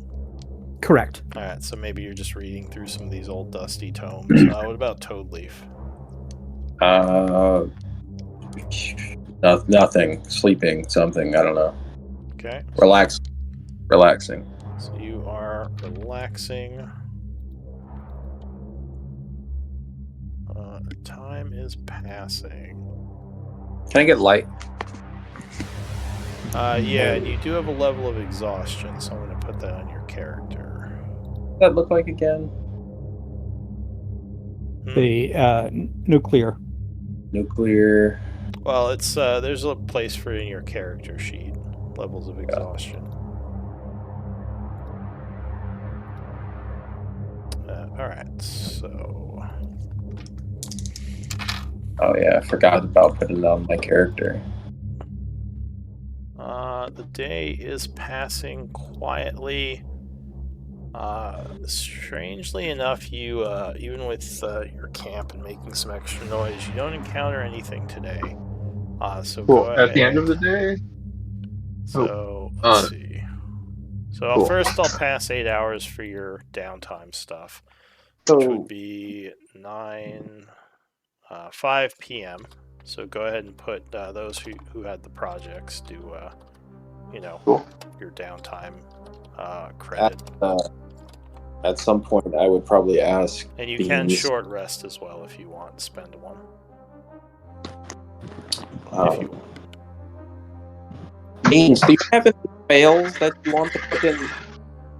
want to put into my ring? Yeah. What sort of spells would you like? What do you have? I have defensive spells. Sorry, one sec. Oh fuck. You okay? I'm good. What happened? I just got scared. I got scared the hell. Oh my god. What'd you get scared by? My girlfriend. Oh.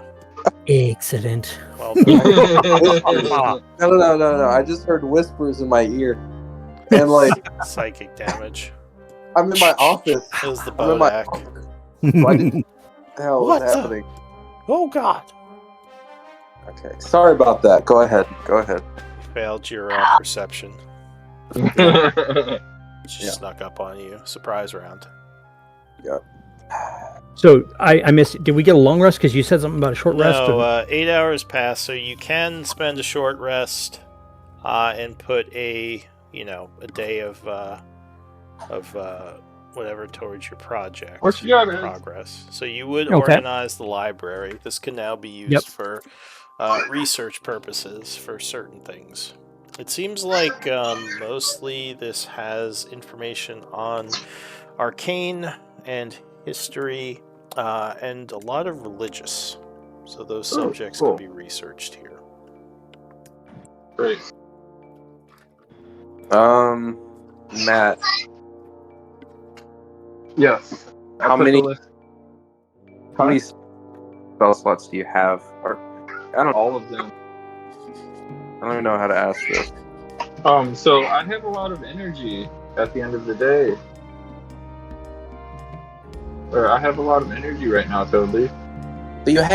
Can you cast the flaming spear and shield? Yes, absolutely. Well, if you want to do both of those, that would be nice. Cool. I will do both of those. All right.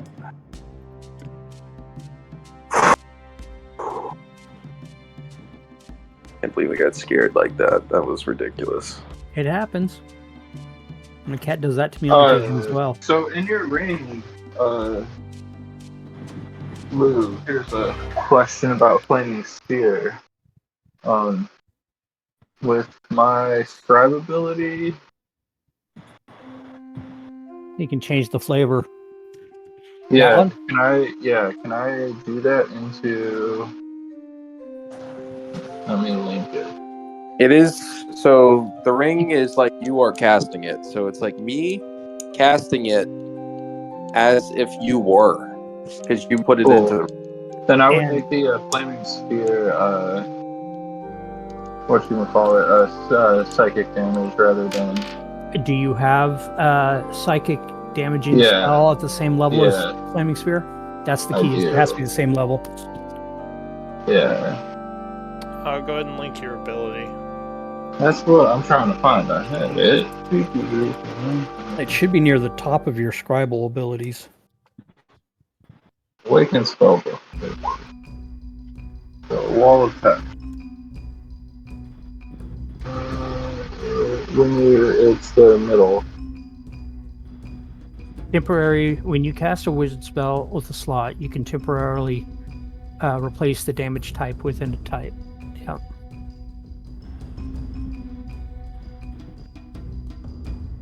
So I would want to make Flaming Spear psychic damage instead of fire damage.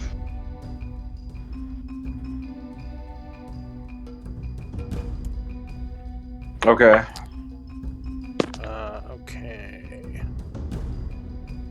So you would cast it in, but you don't think when you're doing this, you don't think this is going to work. Cool. Examining the ring, you realize that this power isn't really something the ring can copy. So it when it transfers in, it would just turn back to its old damage type. Great. Just from reading the description of the Ring of Spell story. Awesome. And that it's temporary to the damage. Well, like the stuff that is stored is nothing about it is like spell altering, and it does still treat it as if the ring wearer cast the spell. Yeah. Yep. Yeah. So you would know this with your Arcana, realizing that this can't store your change spells. Great. Totally would ask, is there any other spells you want to cast? I can cast a weaker spell into it. Like maybe throw would you prefer a shield or a silvery bard? Another shield. Cool. Then I'll toss another shield in it. So that's the ring's full up now. Here, let me do something to make this easier. You said it can carry up to 5 spell levels? Correct. Oh, were you watching how I've been doing it? Well, I can see your sheet. So instead of putting it there, we can just put 5 resources, and then you can use up to 5 of them. This way you can just record like when you use it. But I do record when I use it. I put empty, and then if it's full on the spells, then the extra slots will be... I have a system. Yeah, but it'd be easier for me if it was on the first page here. Oh. This be easier. My idea was just to have 5 boxes, and you could use any number of them. When you put a spell in, you just put like 1 of 1, and then when you use it, it goes to 0. But it's not. That'd be harder to calculate. As a resource? Yeah. Because I'm constantly changing out those resources, so I would have to... Well, yeah, you can just change the name of it. So, like, here, I'll show you my idea. Okay. Like, let's say 3rd level magic missile. Like, you have magic missile, maybe like put 3, 1 of 1, then you have a 2nd level flaming sphere. Flaming Sphere. You can put 2, basically like this. And there you have like the 5 levels of spell. And then when you use them, you just, check them off.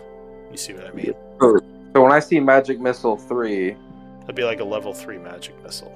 Here, I should have put it in parentheses there. But yeah, you can put like the level of the spell in parentheses, so then you know that's 5 levels of spell. Okay. I mean, it's kind of the same thing the way you're doing it. Just like it's easier for me to see if it's like right there. So if you wanted to have 5 different like first level spells, you just have 5 boxes. I guess we could call it. Because I was gonna say you could do ring, like your ring of spell storing. You just put ring in parentheses or something, Okay, I'll figure it. Yeah, I'll do that. Yeah, I'll figure it out. Yeah, just something like that, so I can kind of see right away, like that you've used. That looks good. Yeah, that looks good. I like that. Okay. All right. Just my idea for that. I'll work on that real quick. Yeah, and there wouldn't be any recharge on it, so you can just change those, as you switch them out. But yeah, so you can have up to 5 boxes if you have 5 spells, or like 1 or 2. But it would just be a little easier for me to like keep an eye on things too. Right. All right. So anyway, why don't we do a 10-minute break? Cool. That sounds great. We can continue passing time. As I said, if any of you want to spend a short rest in case you're afraid that you get jumped during the night, feel free. I'll be back. Oh, good. Daddy just put new smoky stuff in there. Not new smoky stuff. Oh, yeah. I'm smoking a pork butt right now. Nice.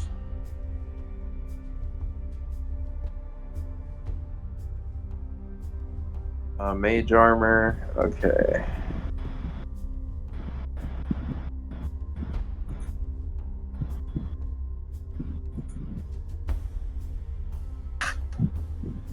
So friends, I have this clairvoyance spell that allows me to see somewhere. Nice. Within a mile. Is there somewhere we might want to poke in on at this time of night? Blackwater. Just, I have only been to his in the lobby of his estate, but yeah. Oh, well, what? Tell us the limitations. Yeah. Has to be within 1 mile. Okay. And I don't know how long. I can only see things. I can't hear anything. And let me check to see how long it lasts. 10 minutes. No. Yeah, it only lasts 10 minutes. It has to be a place that I have visited.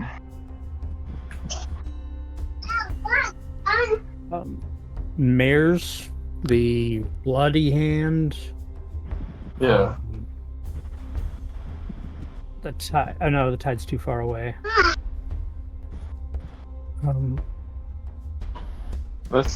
Well, we visited a lot of the rooms here. You can listen here too. Yeah. I unfortunately don't have the ear that I need in order to listen. I only have the what? Glass eye, so I can only see things.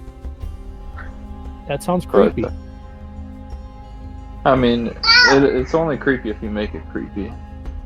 I do. Okay. I'm running to the bathroom. I forgot you spent time in the military, Oswin.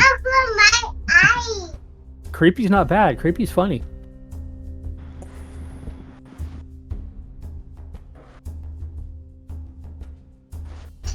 Well, maybe, yes, it's a very short duration. I don't know what we would see. Right. At best, we might be able to see somebody walk in. If you want to do that, do it.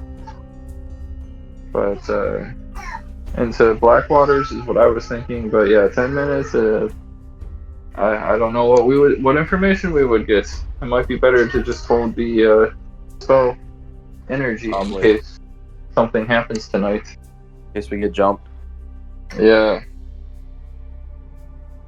Cool. I think I'll do that. I appreciate it. So I got a flaming spear. I got 2 shield, and then I got 1 mage armor. Okay. Sounds like you're pretty solid in there. Yeah. You're welcome. Thank you. Do you have a cookie?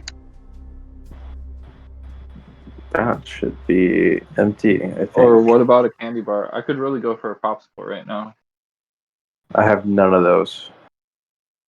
Holy, what good are you to me? None of those. I have some oil of etherealness that you can drink. I don't know if I want to go to ethereal. Yeah, there's things that live there, and they're not nice. They like eating you. Yeah.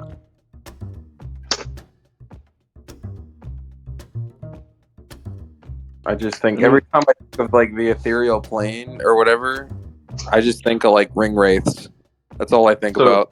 Noam Chomsky had really great the Obsidian Steed magic item, and that was an awesome magic item that saved our butt several times.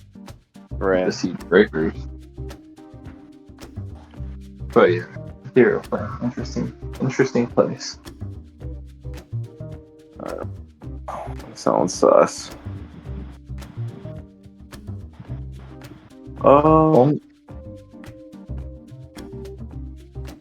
Let's see here. What is shield? Is shield plus 2? I forget. Plus 5? Yeah, you can use it as a reaction. It gives you a plus 5 for your AC for the entire round. I gotta add that real quick to my sheet. Yeah, it's a lifesaver. I wish it lasted more than 1 round, but it is awesome when you need it. I wish the armor class would have been amazing if they were able to have shield. Oh, I mean, I'm not seeing it under spells. What the heck? That's a first level shield. Player's handbook. There it is. Found it. SHIELD.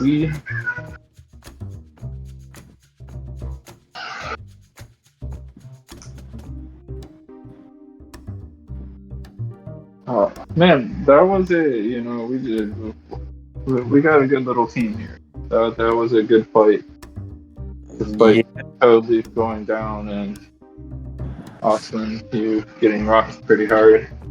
Well, I don't know. My plan is because my heals are so limited right now until I get like higher levels. It's like the best use is to just bring somebody back up. That's literally the best use. I mean, that's all heals in 5th edition. Yeah. But So I had stuff ready to bring him back up. I just didn't think I would. Yourself. Yeah, I just didn't think I would be going down. All right, I was seeing those numbers that Osman was taking. I didn't deal as much damage as I wanted to. Like, I had You had some bad rolls. Yeah, I had that one round where I rolled I think it was 6 damage in total with 3 attacks. It might have been 5. Now that I think about it.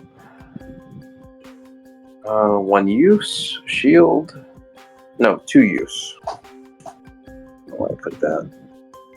Oh, that's a good idea. Yeah. 2 shields.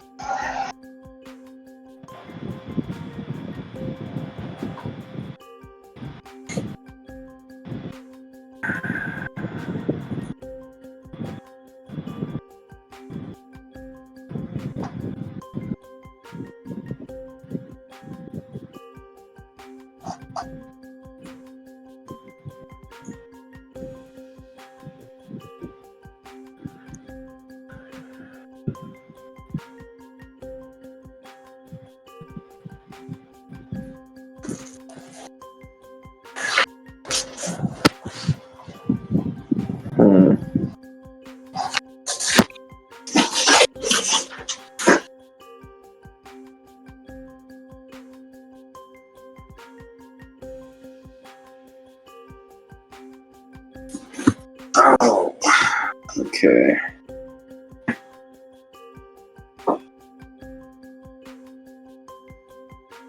Prayer of healing comes in like handy a lot. So if we all survive the fight, I can just do prayer of healing.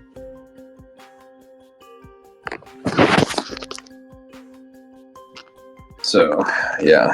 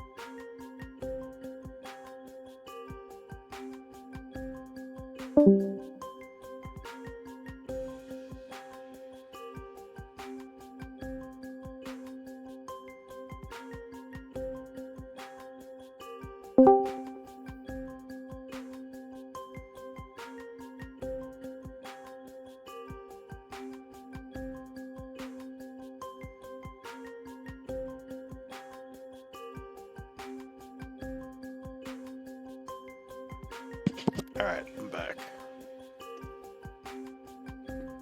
Yay. Let's get this party started. Alright, so we passed time for your downtime projects. I will continue passing time to attempt to rest.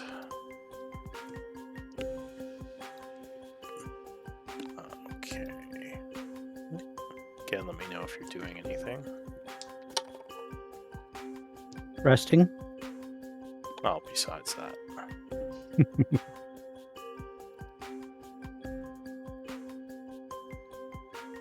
Alright, so it is now 9 p.m. Your camp gets paid.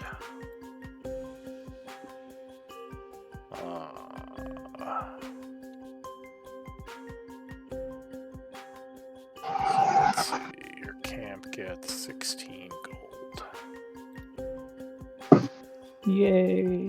Alright, so your camp takes its payment, and you would attempt to sleep for the evening. Should I use my little hut? What do you think, Osman? Okay, then I'll cast Tiny Hut. I thought you already did. Wait, hold up. Yeah, me too. Oh. No. I wouldn't include all the books in the library. So, okay. Yeah, while he was doing his organizing. Alright, so go ahead and place your tiny hut then.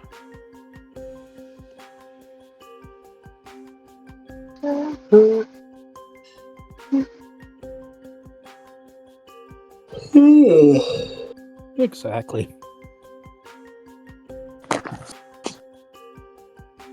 I pulled a Nate this week and had to drop my parents off at the airport at 5 a.m. this morning, so we woke up at 3 a.m. That Friday. And yeah, I gotta get out to the fields this week, so that'll be a 4 a.m. day. Woohoo! Fun I'll be time. up then too. Alright, so the evening would pass without issue. Go ahead and long rest. Yay! I'm always waiting for you to say something else. No, tonight the dice were kind. How many more days until we have our meeting with everybody? And does Melody and Shock know we're down here?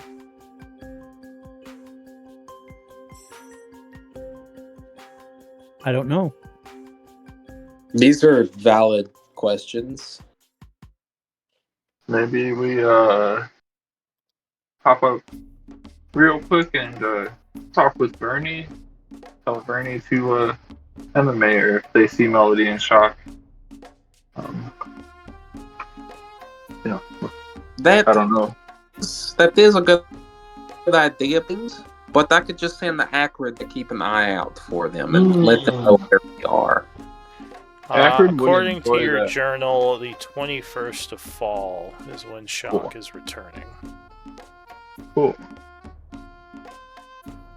That's what your journal says, anyway. Yep. So what? Do we need to go up there and print flyers or anything? I mean, I'm sure Mayor said that she was taking care of that. Yeah. Juan's probably been doing that since I haven't seen him too much, or he's probably just passed out in an alley somewhere. Or both. You mean Juan's with you down here? He's in the background. Okay. Remember, you asked him about that stuff earlier. Yeah. Talking about Juan is right here. I think it was Alira you had doing that. Okay, cool. I don't know, let me consult your stuff here.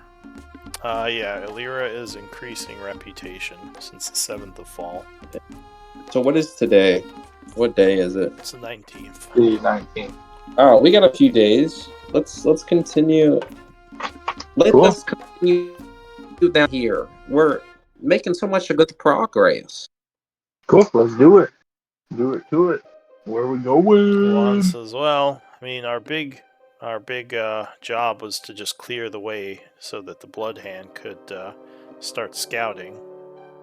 So we just have to get through this place. Let's go blow up some skeletons. Yeah, let's do it. I mean, I don't want to do it, but you guys insist on blowing them up. What did the skeletons ever do to you? Stood in my way. And I don't like loud noises. That is called the gaslighting, Beans, and that is not really good. What is gaslighting?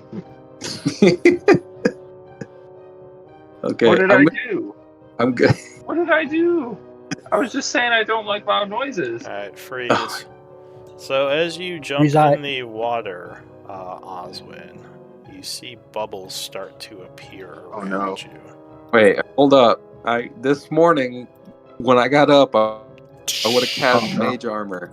A large creature rises from the depths, drawing his large sword. I need initiative rolls. Yeah, sure. You can mage armor on. I was about to say, I'm in the library. I don't even know where everybody's at. We can have mage armor, or we can't.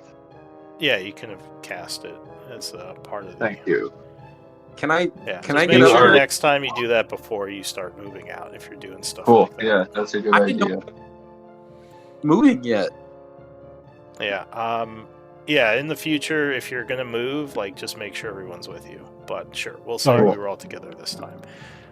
You know what? Odd or even. I'll leave it up to the dice. Oswin, this is your butt. Odd or even. I'm going with even. Alright, the dice favor you, so yes, you have mage armor and you're all together. Give me initiative rolls. Right, okay. Again, I won't say you're surprised because this place is filled with danger. Initiative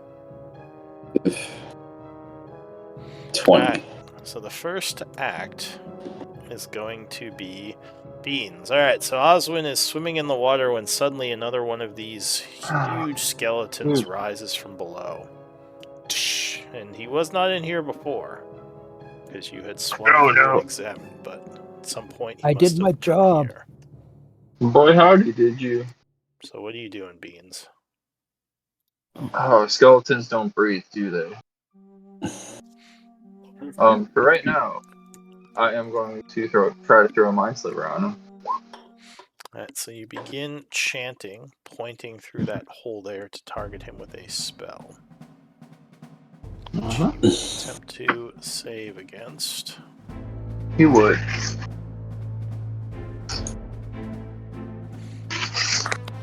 12 will fail, so he takes 8 psychic, gaining disadvantage on a spell. Minus D4. Minus D4 on a spell roll. On a saving throw. Anything else? And then I am going to say, "Oh no!" And then scoot back. Oswin, you can do it. And that is my turn. Okay. So the creature is going to bring its large scimitar to bear, bringing it down upon Oswin, who is swimming. So I'm going to give him advantage on you because he's standing. It's hard to. Is that like a legendary act? What? Swinging a sword? No, it's normal. Oh, you skipped me. No. Oh. Yeah. Alright. Dewdrop. Bonus action, Shield of Faith on Oswin. Thank you. And then...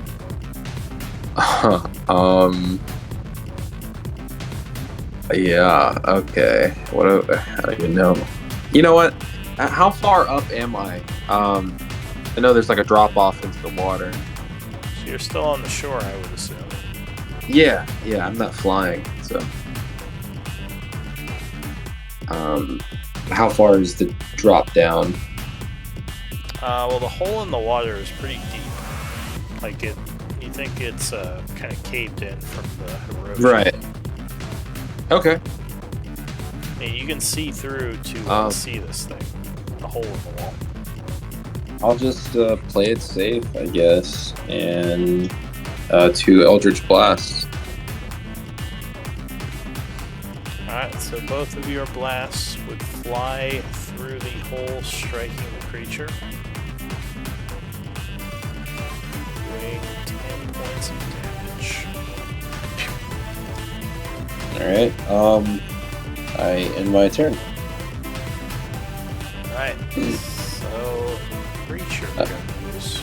Don't forget that +2 Oswin to your AC. I really appreciate it. Thank you. It is going to chitter a bunch as a large sword comes swiping down at you. Unfortunately, as I said, it's hard for you to dodge due to swimming. And it is stable because it's standing there. Yep.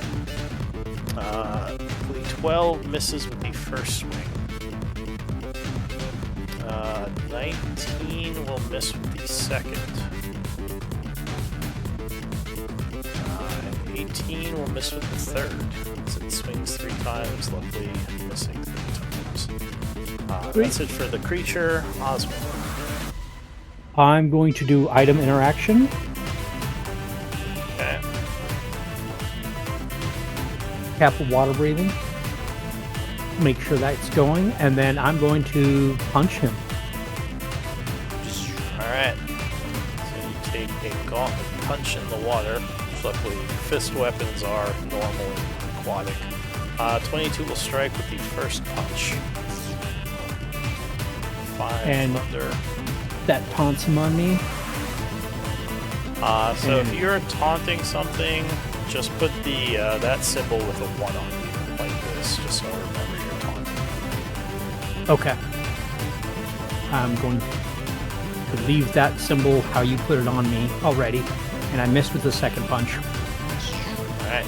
And since I can breathe this water, I'm going to stand here and engage. Alright, so you sink to the bottom. Yep. Which... I guess I would get rid of your disadvantage. And I'll even say that since you're underwater, it's harder for him to swing his scimitar. And I'm going to be the immovable object in between him and the rest of the guys. Okay, so that's it for you. New round, Beans. I am going to Mind Sliver again. Alright, so you once again target it with Mind Sliver. int save. And that's my turn. 2 becomes an 8. That will still fail. And he takes another 6. The psychic energy racks him. Dewdrop.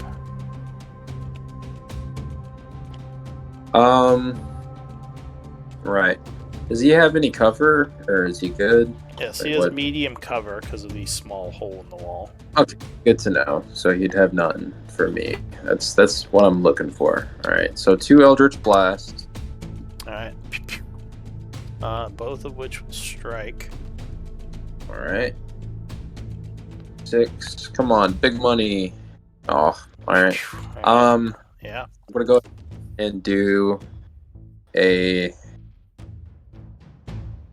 spiritual weapon. Alright, so you spend a 2nd level spell, which will summon the spiritual weapon, but it will just bounce off of his considerable armor. Here, let me spin that. And that's gonna be my turn. Alright. So your turn ends. The skeleton goes. It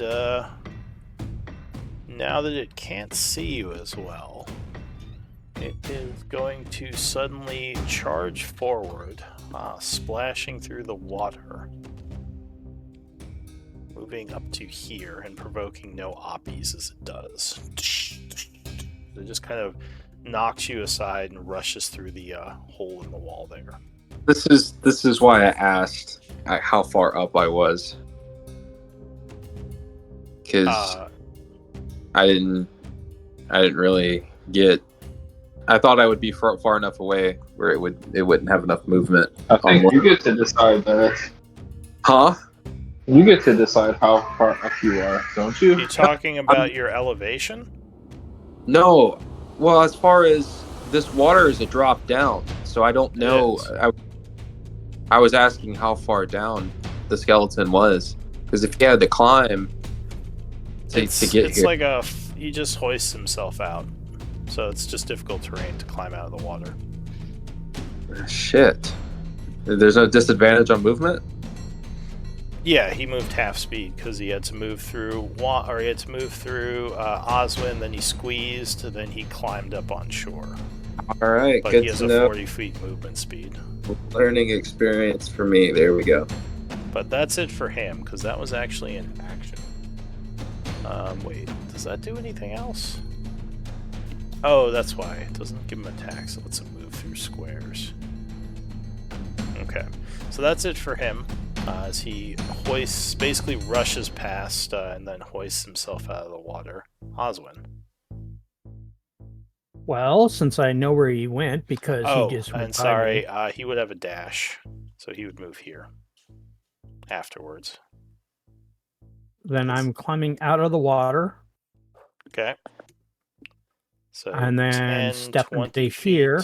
25, yeah, as you hoist yourself out. And I'm punching him in the backside. I know there's no directional, but... Oh, and that would crit. Doing 14 damage. And taunting, which I want to make sure the horns were still there. Mm-hmm. Oh, a second crit. For another 15. Nice. 2 wounded. Hi, you miss me? And I'm interacting with an item. I'm taking the cap, disengaging it so it's not the cap of water breathing. So I don't have, because I'm not breathing water right now. Okay. So done. That is it for you, Beans. Top of the round. I will say, well done, Oswin. I will scoot around here. And... I think we got this one for right now. I'll use a Mind Sliver on her. Alright, Yeah. so you will make another int save. Int minus a d4. So he would fail with a 9, taking 9 points of psychic as you continue to whittle him down. Remember else? bludgeoning. Bludgeoning, yeah. Alright, so that ends your turn, Dewdrop.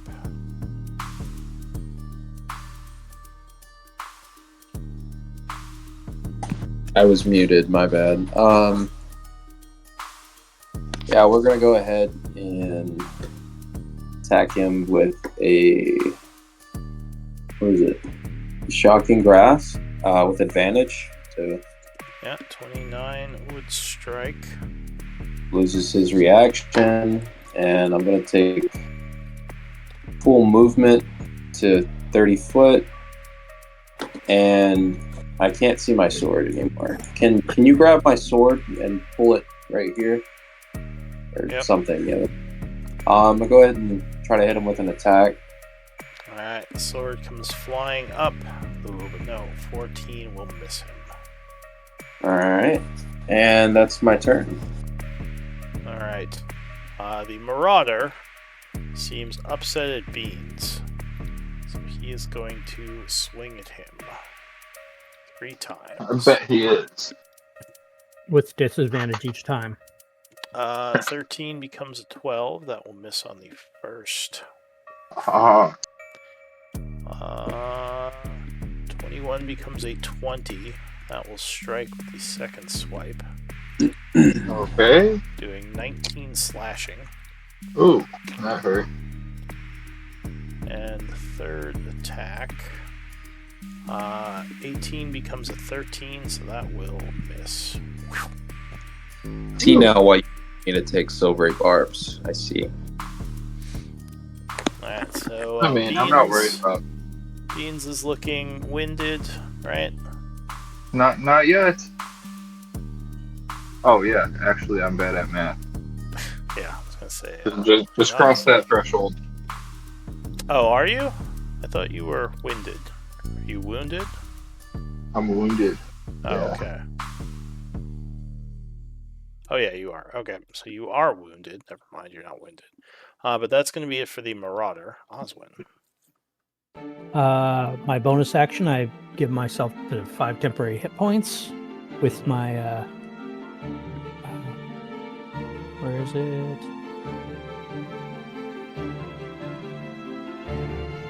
And then I'm going to do something you've never seen me do before.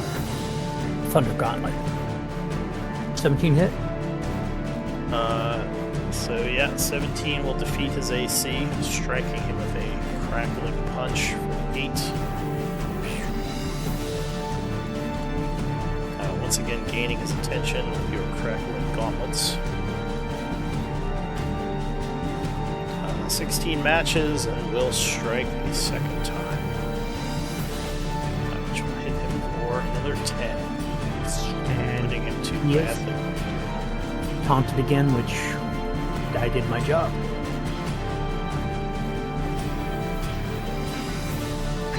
Done. Alright, so your turn ends. Beans. We meet again, my friend. I will Mind Sliver him again. I'll try to. Minus a d4.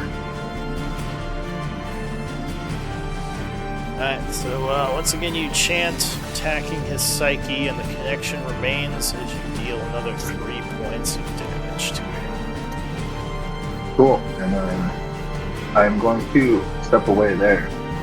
Alright, he's going to take an Oppie. Cool. Cutting edge. Disadvantage. Step away. Yep. 27 becomes a 15, and that will miss. Oh. Sweet. Alright, so Bean's turn And is I'm moving ending. the rest of the way. Oh. I thought you meant I needed to give an off and ignore that shot. Alright, Dewdrop. Alright. I'm gonna try to hit again with my Fey Silver Sword over there. Let's see. Spiritual Weapon. Oh, no, not good luck with that. Alright, so you have your sword swing once again, deflecting off the creature's armor. Alright. Gonna flick my wand at him, trying to hit with 2 Eldritch Blasts. Alright, so the first blast would deflect off his armor, but the second one connects. Oh, sorry, wait. Those would both connect. Okay. Yeah, I read the 12 first as well. Alright, so he is blasted as more bones on him begin to shatter. Though he's still up.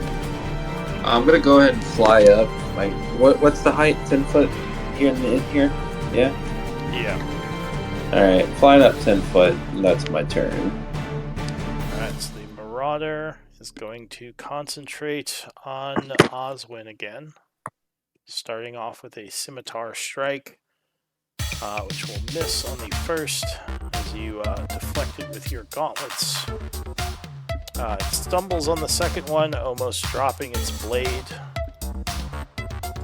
Third one comes around and deflects off of your armor. It's then going to move over here and its turn. Oswin.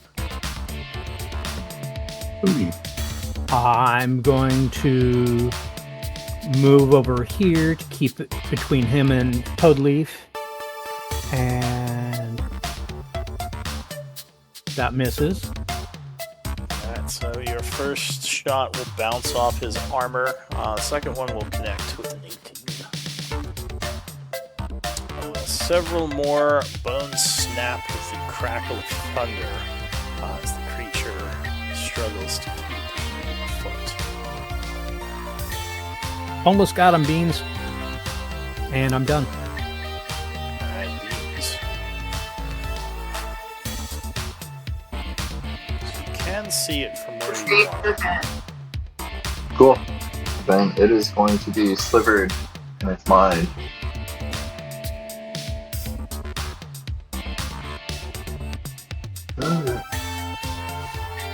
Well, actually, I don't mind. Sliver has worked. I'm gonna try Chill Touch. I don't know. Oh, that doesn't make sense. I wouldn't do a Chill Touch because I can barely see it, so I'll just Mind Sliver it. You already rolled for the Chill Touch. Chill so touch. 19.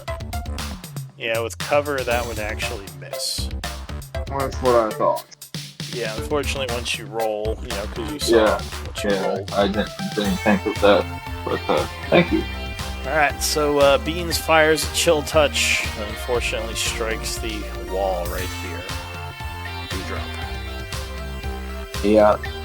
Gonna move my sword up to here and try to whack at him. Let's see.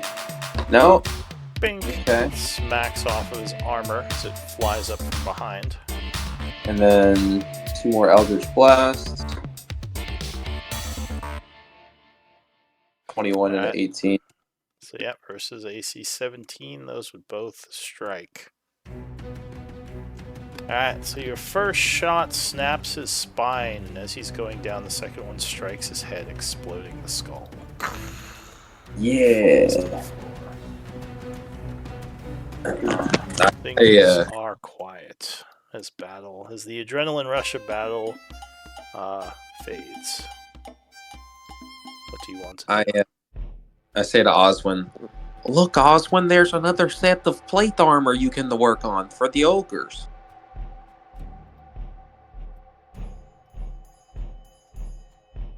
You might be muted if you're saying anything. I am. Indeed. If only the ogres like the first one. Well, I know you have a lot to work to do on it. Yep. Deal. Beans, it's done. Thank you, guys. Thank you. How are y'all feeling? Are y'all feeling all right? Thanks to you, he didn't even touch me. Oh, that is good. I'm not feeling the best, but I forgot to remove my symbol. Yeah, you notice Beans has kind of taken a glancing blow and is a little bit cut from the scimitar. This is a little bit more than a paper cut. Let us see if we can do something about that. I cast Cure Wounds on Beans at level 1 for now. Let's see what that does. There you go. 12. Oh, that is amazing. Thank you so much. Do you feel better? I feel much better. Do you want a cookie? I'll take a cookie. I'll take one. Just one. Oh, I'm sorry. I don't have any cookies. I must have left them at camp. That makes me sad. Well, now I want the cookie. This is not fair. Not fair. You're telling me. Slosh. Oh. Slosh. Slosh. Right, so you hop back down into the water. And on the other side, the skeleton you left there is still standing there. I'm going to move it. You gonna push him back in? Yeah, I'm going to move him and gather him into that room with the remaining skeletons. Let's do it. Boom. Alright, so you put him near this. And this one right next to it. All of them? That's all that's left in the room. Oh, yeah, the other one's exploded, I think. And I'm going to target that one with a firebolt.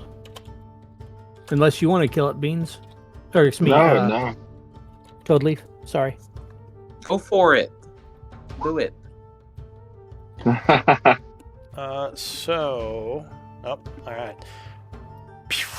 So, there is another force explosion, which will power this, but unfortunately it destroys the other alchemy lab. Ah, crap. I forgot to take things out. I apologize. That's not good. Hey, Juan. I'm going to go over to this fireplace and start checking it out. So yes, there is now symbol. a glowing symbol in this one as well. Is there a Tula here, Juan? Juan takes a look. He says, this one is a turtle. Goes along with the magical theme. Not sure what this mean or why they're here, but... Is this still up and running? Yes. As far as you can tell, well, if you try to touch the door, the force wall is still there. Yeah, that's... Okay. So, shall we go back to that other room, or do we want to play with this boulder? Well, we're already in here. I could reduce this boulder and we could move it. Hey, Beans, you want to come in? Yeah. If it's safe, you guys are done blowing stuff up. Oh, yeah, but you know the structural integrity of this wall if the boulder gets reduced in size. But only for a minute, so you have to be super quick when you're moving it. Can't you, double the length? I've seen you do that before, but I don't know if it's worth it for you. 2 minutes. Do you need to? I don't think so. Let's pull our wench out. Get everything else set up. Did it go dark for everybody else? Yep. Yes. Oh. What tools do we need to move a smaller rock? Hold on. One sec. You there? Mm-hmm. Yeah. What tools do you need? Oh, wait. I mean, it went dark. Yeah, no, well, Lou, don't worry about the darkness, but if you reduce the boulder, I mean, you probably just need to roll it out of the way, assuming you got enough strength. Yeah, none of us took strength as our... I mean, I think all of us are dump stack strength. That's the reason why we're getting the pulleys and winches out. Yeah, we'll set those up. Okay. Wrap it around the boulder. We'll use a net. Let me know when you're ready. Okay. We'll get everything as precise. I'll work with Beans on the math and the pulley system versus angle and getting the rope all ready and the netting. Okay. Yeah. Cool. It's Let's back. do it. Alright, so... Okay. What exactly are you doing? We're going to do a pulley system to get it so we can use the environment here, like the pillar, wrap it around the pillar, and the pulley system so we can crank it, pulley and winch, and in case we're not strong enough to move the boulder. Rock. Yeah, once it's some been kind reduced. Of pulley system. Yeah, it's in the inventory. Block and tackle. Oh, the block and tackle. Okay. Yeah, block and tackle. Block and tackle. Alright, so you start setting this up, I assume, like nailing it into the wall here. Making some Sounds noise. Good. What noise now? Me? After a little while, you are able to get it set up. We'll say maybe like half an hour. So it's about 8:40 now. In the morning. So yeah, you would still have to make strength checks, but you can make them at advantage. Up to 2 of you, I'll say, can hoist this thing. So you can both make strength checks at advantage. Okay. So, Lee, do you want to make a strength check? And I will give guidance to Osman. Do you mean to move the boulder? Yeah. Well, after you shrink it. Are you ready for me to shrink it? So you would have to tie a rock around it after you shrink it. Yeah. Right? We've got everything set up that we could until it shrunk. Okay. Nope. Okay, alright, so gonna use Fairy Magic to use my 1 free cast of Enlarge Reduce. I'm gonna reduce the boulder. Alright. The boulder is going to shrink down. So I'm at back. I'll finish tying it off, and then we'll go over here and do strength. Alright, so DC 15, as it's still a fairly large rock. And Osman, you have a guidance. So 16 would be enough, because the boulder is yoinked to the side. Great. And start untaching things around the rock so it doesn't get large and trap our equipment. Okay. So a moment later, the boulder would grow to normal size again.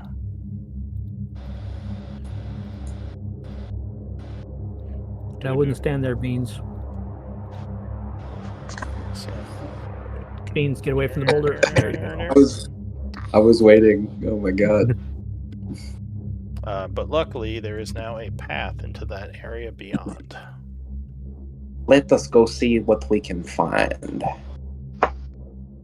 Alright, so you are leaving the map. Give me 1 moment. 1 moment later.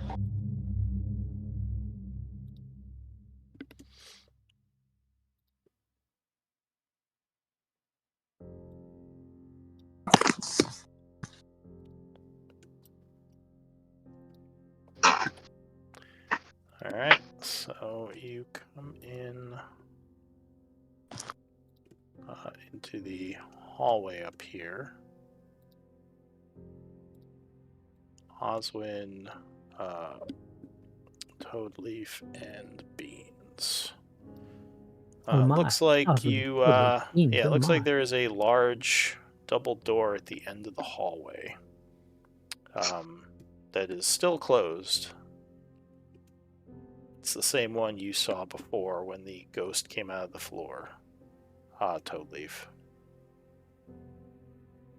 I'm going to slowly move forward and use my observation to keep us as safe as possible. Hold on a sec there, Oswin. Yep. So as you step on the floor there, it is going to crack. Uh-oh.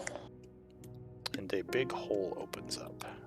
I would need a athletics check. Well, first a dex save to see if you can avoid. Okay, so you are quick as the hole opens up and go yeah and jump to the side, avoiding a plunge into darkness. Oh my god. That's rough. It looks like it is a very deep hole as it goes further than you can see. That was a good save there. You almost fell in. It surprised me. I'm glad I didn't. I'm going to toss a rope across so Beans can be pulled across. Thank you. Alright, so you can bypass this as difficult terrain now that you can see it because there are edges. Since he can bypass it, I'm going to focus on paying attention to the door. Okay. I'm going to give you guidance. So the large double door has some dwarven writing, which Juan would translate to say hollow chamber. I'm not sure what a hollow chamber is. History might tell you something here. That would... And I have a +2 to history checks 24? in the Halls of Tarsus. Or knowledge from playing my games before. It's... we already... It was from reading books the first day. I know. It's from your library. We've already been to the Alcavian Labs. We already know what the hollow is. So, Beans, with your 26, you would know that there were places of power known as hollows within some of the old Alcavian, or some of the old Therian places of importance. You don't know much about the hollow, but it was some sort of, you think, information repository created by the rune masters of the 12th cycle. Yeehaw. I will Probably pass makes that you along. very interested to know more about what's in here. Well, Very much so. We've already been in. A few of us have been in the hollow already. Like all of us. Did you?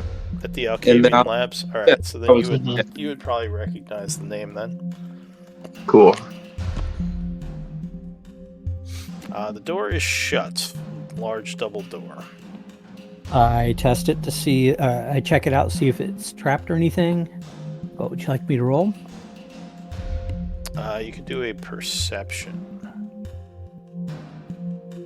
So you carefully examine it.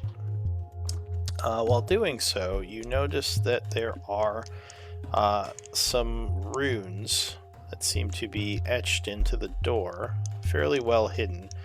These could be traps. They look similar to the exploding runes you found in the caves near the Iron Tide base in that one cave area. Well, you guys want to They haven't activated like those did from proximity. Let me add them. I'll begin casting detect magic. You guys should have a snack while I do this. And yet he does not offer us cookies. Spending 10 minutes. I'm out of cookies. Yes, we'll have to go up to the baker in town and get more cookies. Alright, so as you are casting this, about 3 minutes in, you would hear noises coming from the pit. It sounds similar to the wraiths that you fought previously, but much further away. Oh no. As if at the bottom of this deep hole. That's not the good. I go ahead and back up. If you want to keep focusing on the stuff, that's great. Are you looking into the hole, Oswin, or are you just standing there? I'm standing in defense of the team there. I backed up a little bit so I couldn't be seen. Your thunder gauntlets crackling as you ready. The noise continues. Are you going to keep casting your spell, or are you going to stop and do something else with your rituals? Can I ready something, or no? No, it would be initiative if something came out. At this point, you could cast spells if you want, like if you think there's something coming. But, if it doesn't come, that would be a waste. Right. Oswin, what is your assessment of the situation? Should we prepare for battle? You can keep casting, and then the rest of us will prepare for battle. Cool. Sounds great. I'm going to continue. You good with that? The noise would fade after a few moments. The creatures, luckily, did not come up this way, whatever they were. Rest of the time passes, so 10 minutes go by, and you would cast Detect Magic.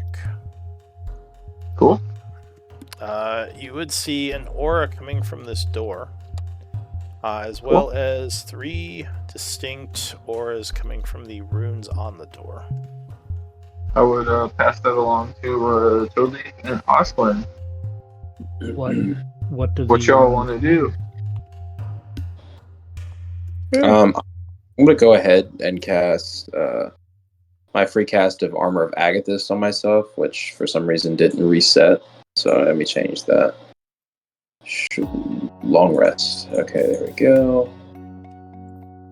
All right. Let me use that. Let's get that back. Okay, I'm good. It can be a blunt instrument and set off the traps.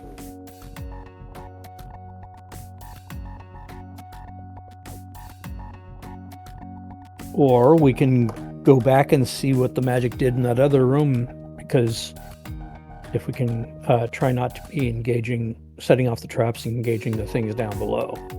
Yeah. So we head back?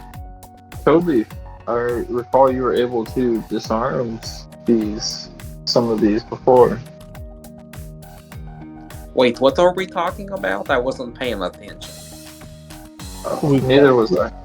2 options. We set off the door, whether it's through my blunt actions or your magic, and potentially call up those things that were chittering down below. Or we go back to that other room and see how that pillar affected the things in that one room with the huge skeleton guy. I could just dispel the magic and then you pick the lock.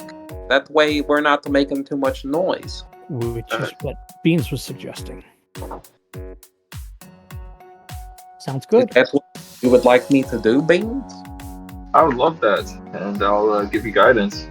As long as you're up for using your magic to do that.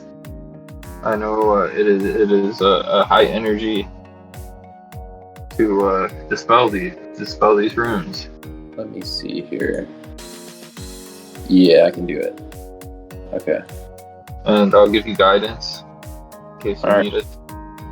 No, I don't think I gotta fly to it. Let me see. I can be 120 feet away. Yeah. You taught me last time. I learned things from you, Toadly. Going back here. Okay. I'm gonna cast Dispel Magic on those runes. Alright, so you channel some magical energy, spending a 3rd level spell slot. The energies would take effect and dissipate one of the runes. Just one? Vanishes, yes. That is what happened last time. Oh, shit. How many? Is there another one? There's 3. So now there's Total 3. 3, huh? Okay. Well, let's go ahead and spend 5 sorcery points to make a 3rd level spell slot. Let's dispel the second one, or try to. Alright. So the second one will also be dispelled, leaving 1 remaining. Let's go for it. Alright, spending the last of your 3rd level energy, you would dispel the 3rd spell slot, or the 3rd rune. Yeah. Toby, I will protect you. That is very common, but I'll be fine. I'll do just without. Would you like me to go up and handle the door from here? Go for it. Okay. I'll give you guidance. Alright, so you carefully make your way across the pit. The door is still closed. If you attempt to open it, it would be locked. So you said you're going to pick it, right? Yeah. Alright, so you work your thieves' tools and are able to pick it open. Okay. I put those away.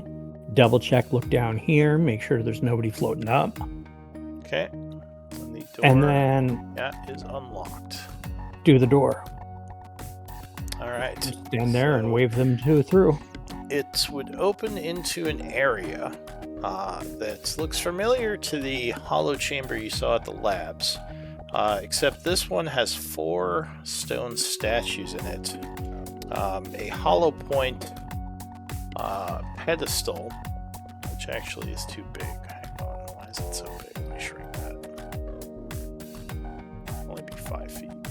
And 2 chests, which is interesting.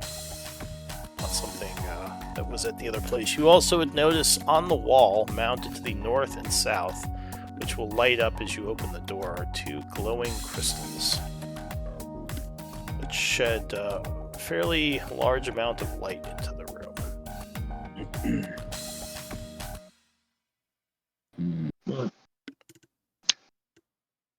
Is my detect magic still going up? Yes, so there's a lot of magic in this room. Pretty much everything.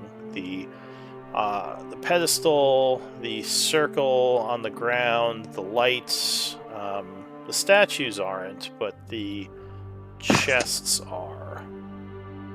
I would pass that along. So the statues aren't magical. These look very different than the golems we have faced before. And you would notice that this pedestal is lit up with a handprint, much like the other hollow point pedestal was.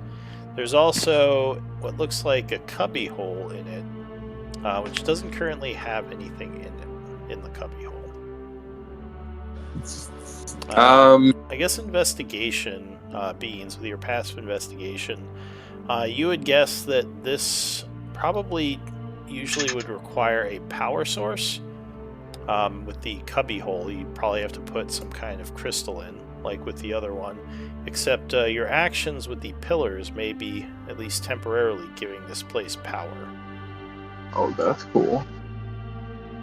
We, so I would say to Beans,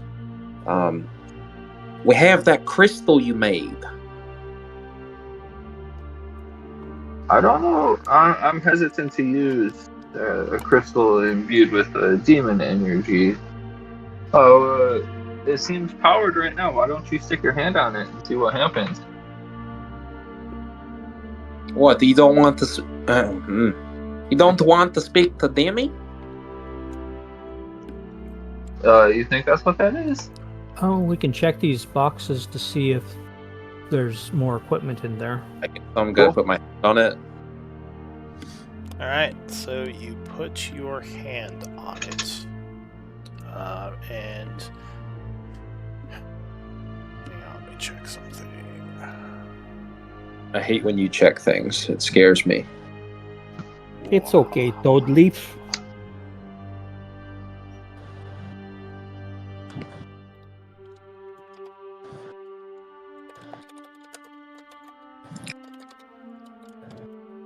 So a demi would appear as you touch it and say, hello again, Toadleaf. Welcome to the halls of Tarsus Hollow Point. Oh, hello, Demi. It's good to see you. Now, which one of you, did any of you have status at the other place? Beans. That's right, it was Beans. So Toadleaf is gonna say, yeah. He says, wait right here, Demi. I'll send the beans in real quick. Oh, well, in this one, she appeared outside, so you all see this. And remind me, Beans, how did you raise your permission levels in the other one? He cracked the code. Did you hack it? Yeah, we had the code from Malik. Oh, we discovered a number sequence code. That's right. You used the you used that back door that you found. All right. So let me just make sure I have that in my notes here.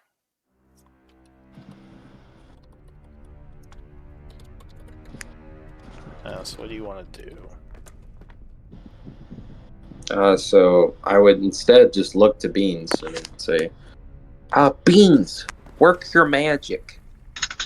Demi, what is this here? She says, could you please be more specific? That was kind of vague.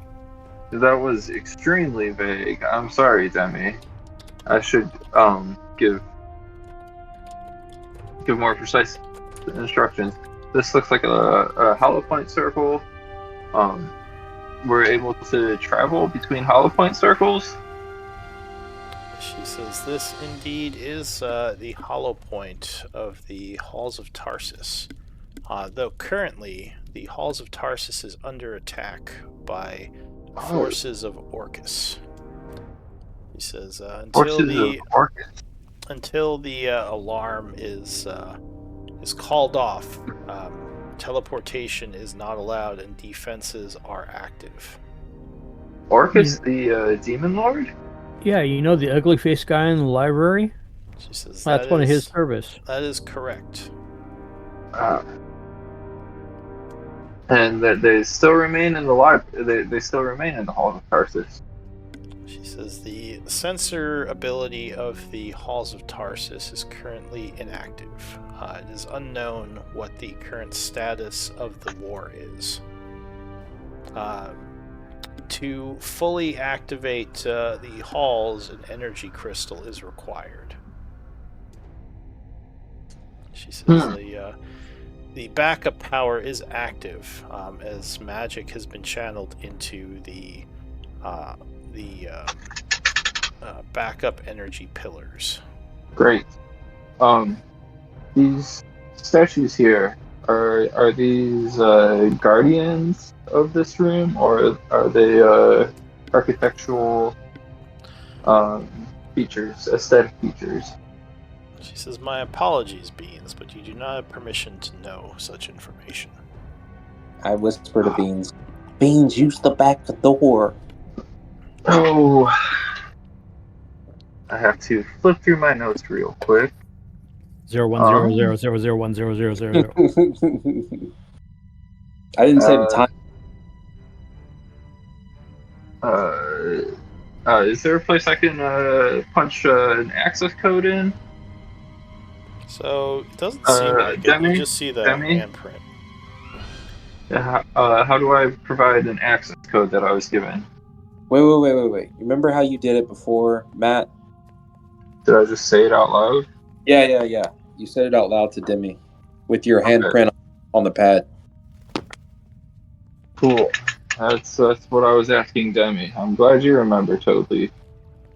This is out of character, but yeah. I will.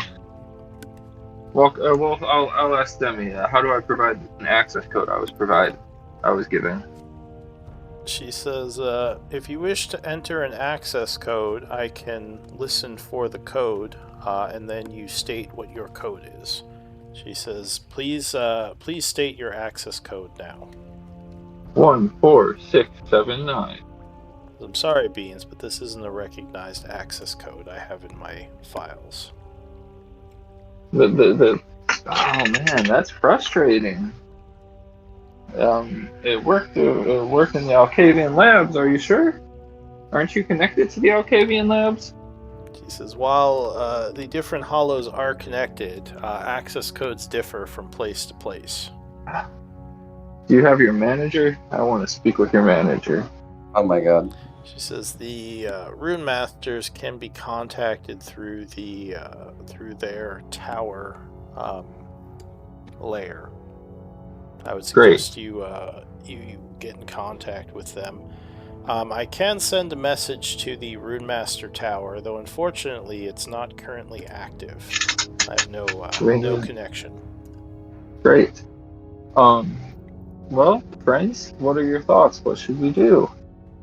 Are there any other hollow points that are active besides this one right now? You said the Rune Master Tower is not. The only active access points I sense are the Alcavian labs, which cannot be teleported to currently due to the lockdown from the attack. And we are at time, so we might want to do MVP votes.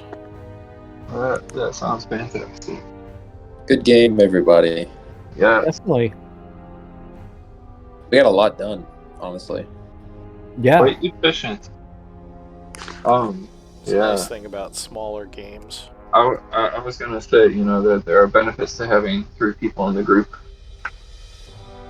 There's benefits of having 6. There's benefits of having 4. Yeah. Yeah. Alright, so I still need Beans' vote. Nope, sorry, I forgot to press enter. So Toadleaf, with 2 votes, you are MVP. Oh, thank you. But I already had inspiration. Oh wait, it stacks. Yes, I forget. You can have up to 5 of them. 5 inspiration points, which you can spend once per short rest. I guess I gotta put a tab here or something for it. Nope. So I might change how they work at some point, because I feel like inspiration is a bit powerful or advantage is a bit powerful for that. But anyway, I'm going to make some notes, and cool. Yeah, we'll pick it up next time. Petition, thank you, Lou. I appreciate it. Thanks Lou, does that work for story point? Bravery to act when others quake in fear, since Toadleaf got feared and I kept going. A few times. If that's a reach, I'm no problem with that. I was about to say, Toadleaf was even in the face of fear was like, do not give in. Well, that wouldn't be a story point, but I can give you an inspiration point for that, because you were acting very dangerously. Luckily, it didn't end with you unconscious or dying. Excellent. I'm trying to get in the habit of putting that information in there so I could remember to ask. Yeah, that's fine. I sent you a private message about using Dust of Dryness in an odd way. Just whenever you can get back to me about that, I'd appreciate it. All right, everybody. Well, I had fun. I hope you had fun. I will see y'all next Sunday. I hope the hurricane doesn't affect you all too much up in that panhandle. I hope it doesn't either. And I'm ready to move. Like I got like 15 or 16 days before I move. Oh shoot! I mean, that's moving is rough. Close to retirement. But once I move and get probably settled in, I might pick up another game. Honestly. Nice. Yeah. Sure. Just let me know. I have to start advertising so I can find more people. Oh, are you running? Is the well running dry? Well, I just don't have full games, and it's getting harder to find people. Yeah. Well, with the whole. I don't know with the whole digital system that they're trying to do. I don't know how it's going to affect it, anything, but I guess we'll see. Are you going to be getting in on that D&D Beyond system, Lou, or no? What's that? The 3D thing? Are you going to be getting... No, I'm staying on Roll20. I did way too much work. Honestly, I kind of don't like too much detail. It's almost like a book where... Restricting, too. It's like you kind of have to go by their vision of, how the characters and environments look like. And it takes a lot longer to make dungeons, whereas, I can make dungeons a lot quicker this way, and everyone kind of has their own picture of what these dungeons look like. Whereas if you have, high detailed maps, it's a lot... It's like a movie versus a book, where, less detail almost makes your mind kind of create the scene more, which I think is better. Fits to each player. I remember one of my DMs, I forget what he was using, but he's like, it takes me all day to make a map. Yeah. And I'm just like, holy crap. I can do a decent map in a couple of hours. Right. Yeah. Matten was using Tailspire. Yeah. Which was really cool. But it was difficult to use from the player end as well as the DM end. Yeah, but great graphics and was a lot of fun. But yeah. I might look at it, but just the sheer amount of work to convert everything to that would not be worth it. Roll20, I've just invested so much time to make this. so it's just easier. I'll check it out though. I mean, if it's kind of cool, maybe I'll make a few dungeons and do like just games and that. It would really depend on how easy it is to use the tools. Like at the end of the day. And I have very little faith in WotC's ability to do anything digital. Oh, yeah. Having worked there for their digital department. All right. I'll talk at y'all later. Yeah, Bye. see y'all. Good one. Stay safe with this hurricane. Yeah, Yep. stay safe. Or don't. Bum, bum, bum. See y'all Tuesday. Thanks for the session, Lou. It's always appreciated. Yeah, of course. Have a good week. You too.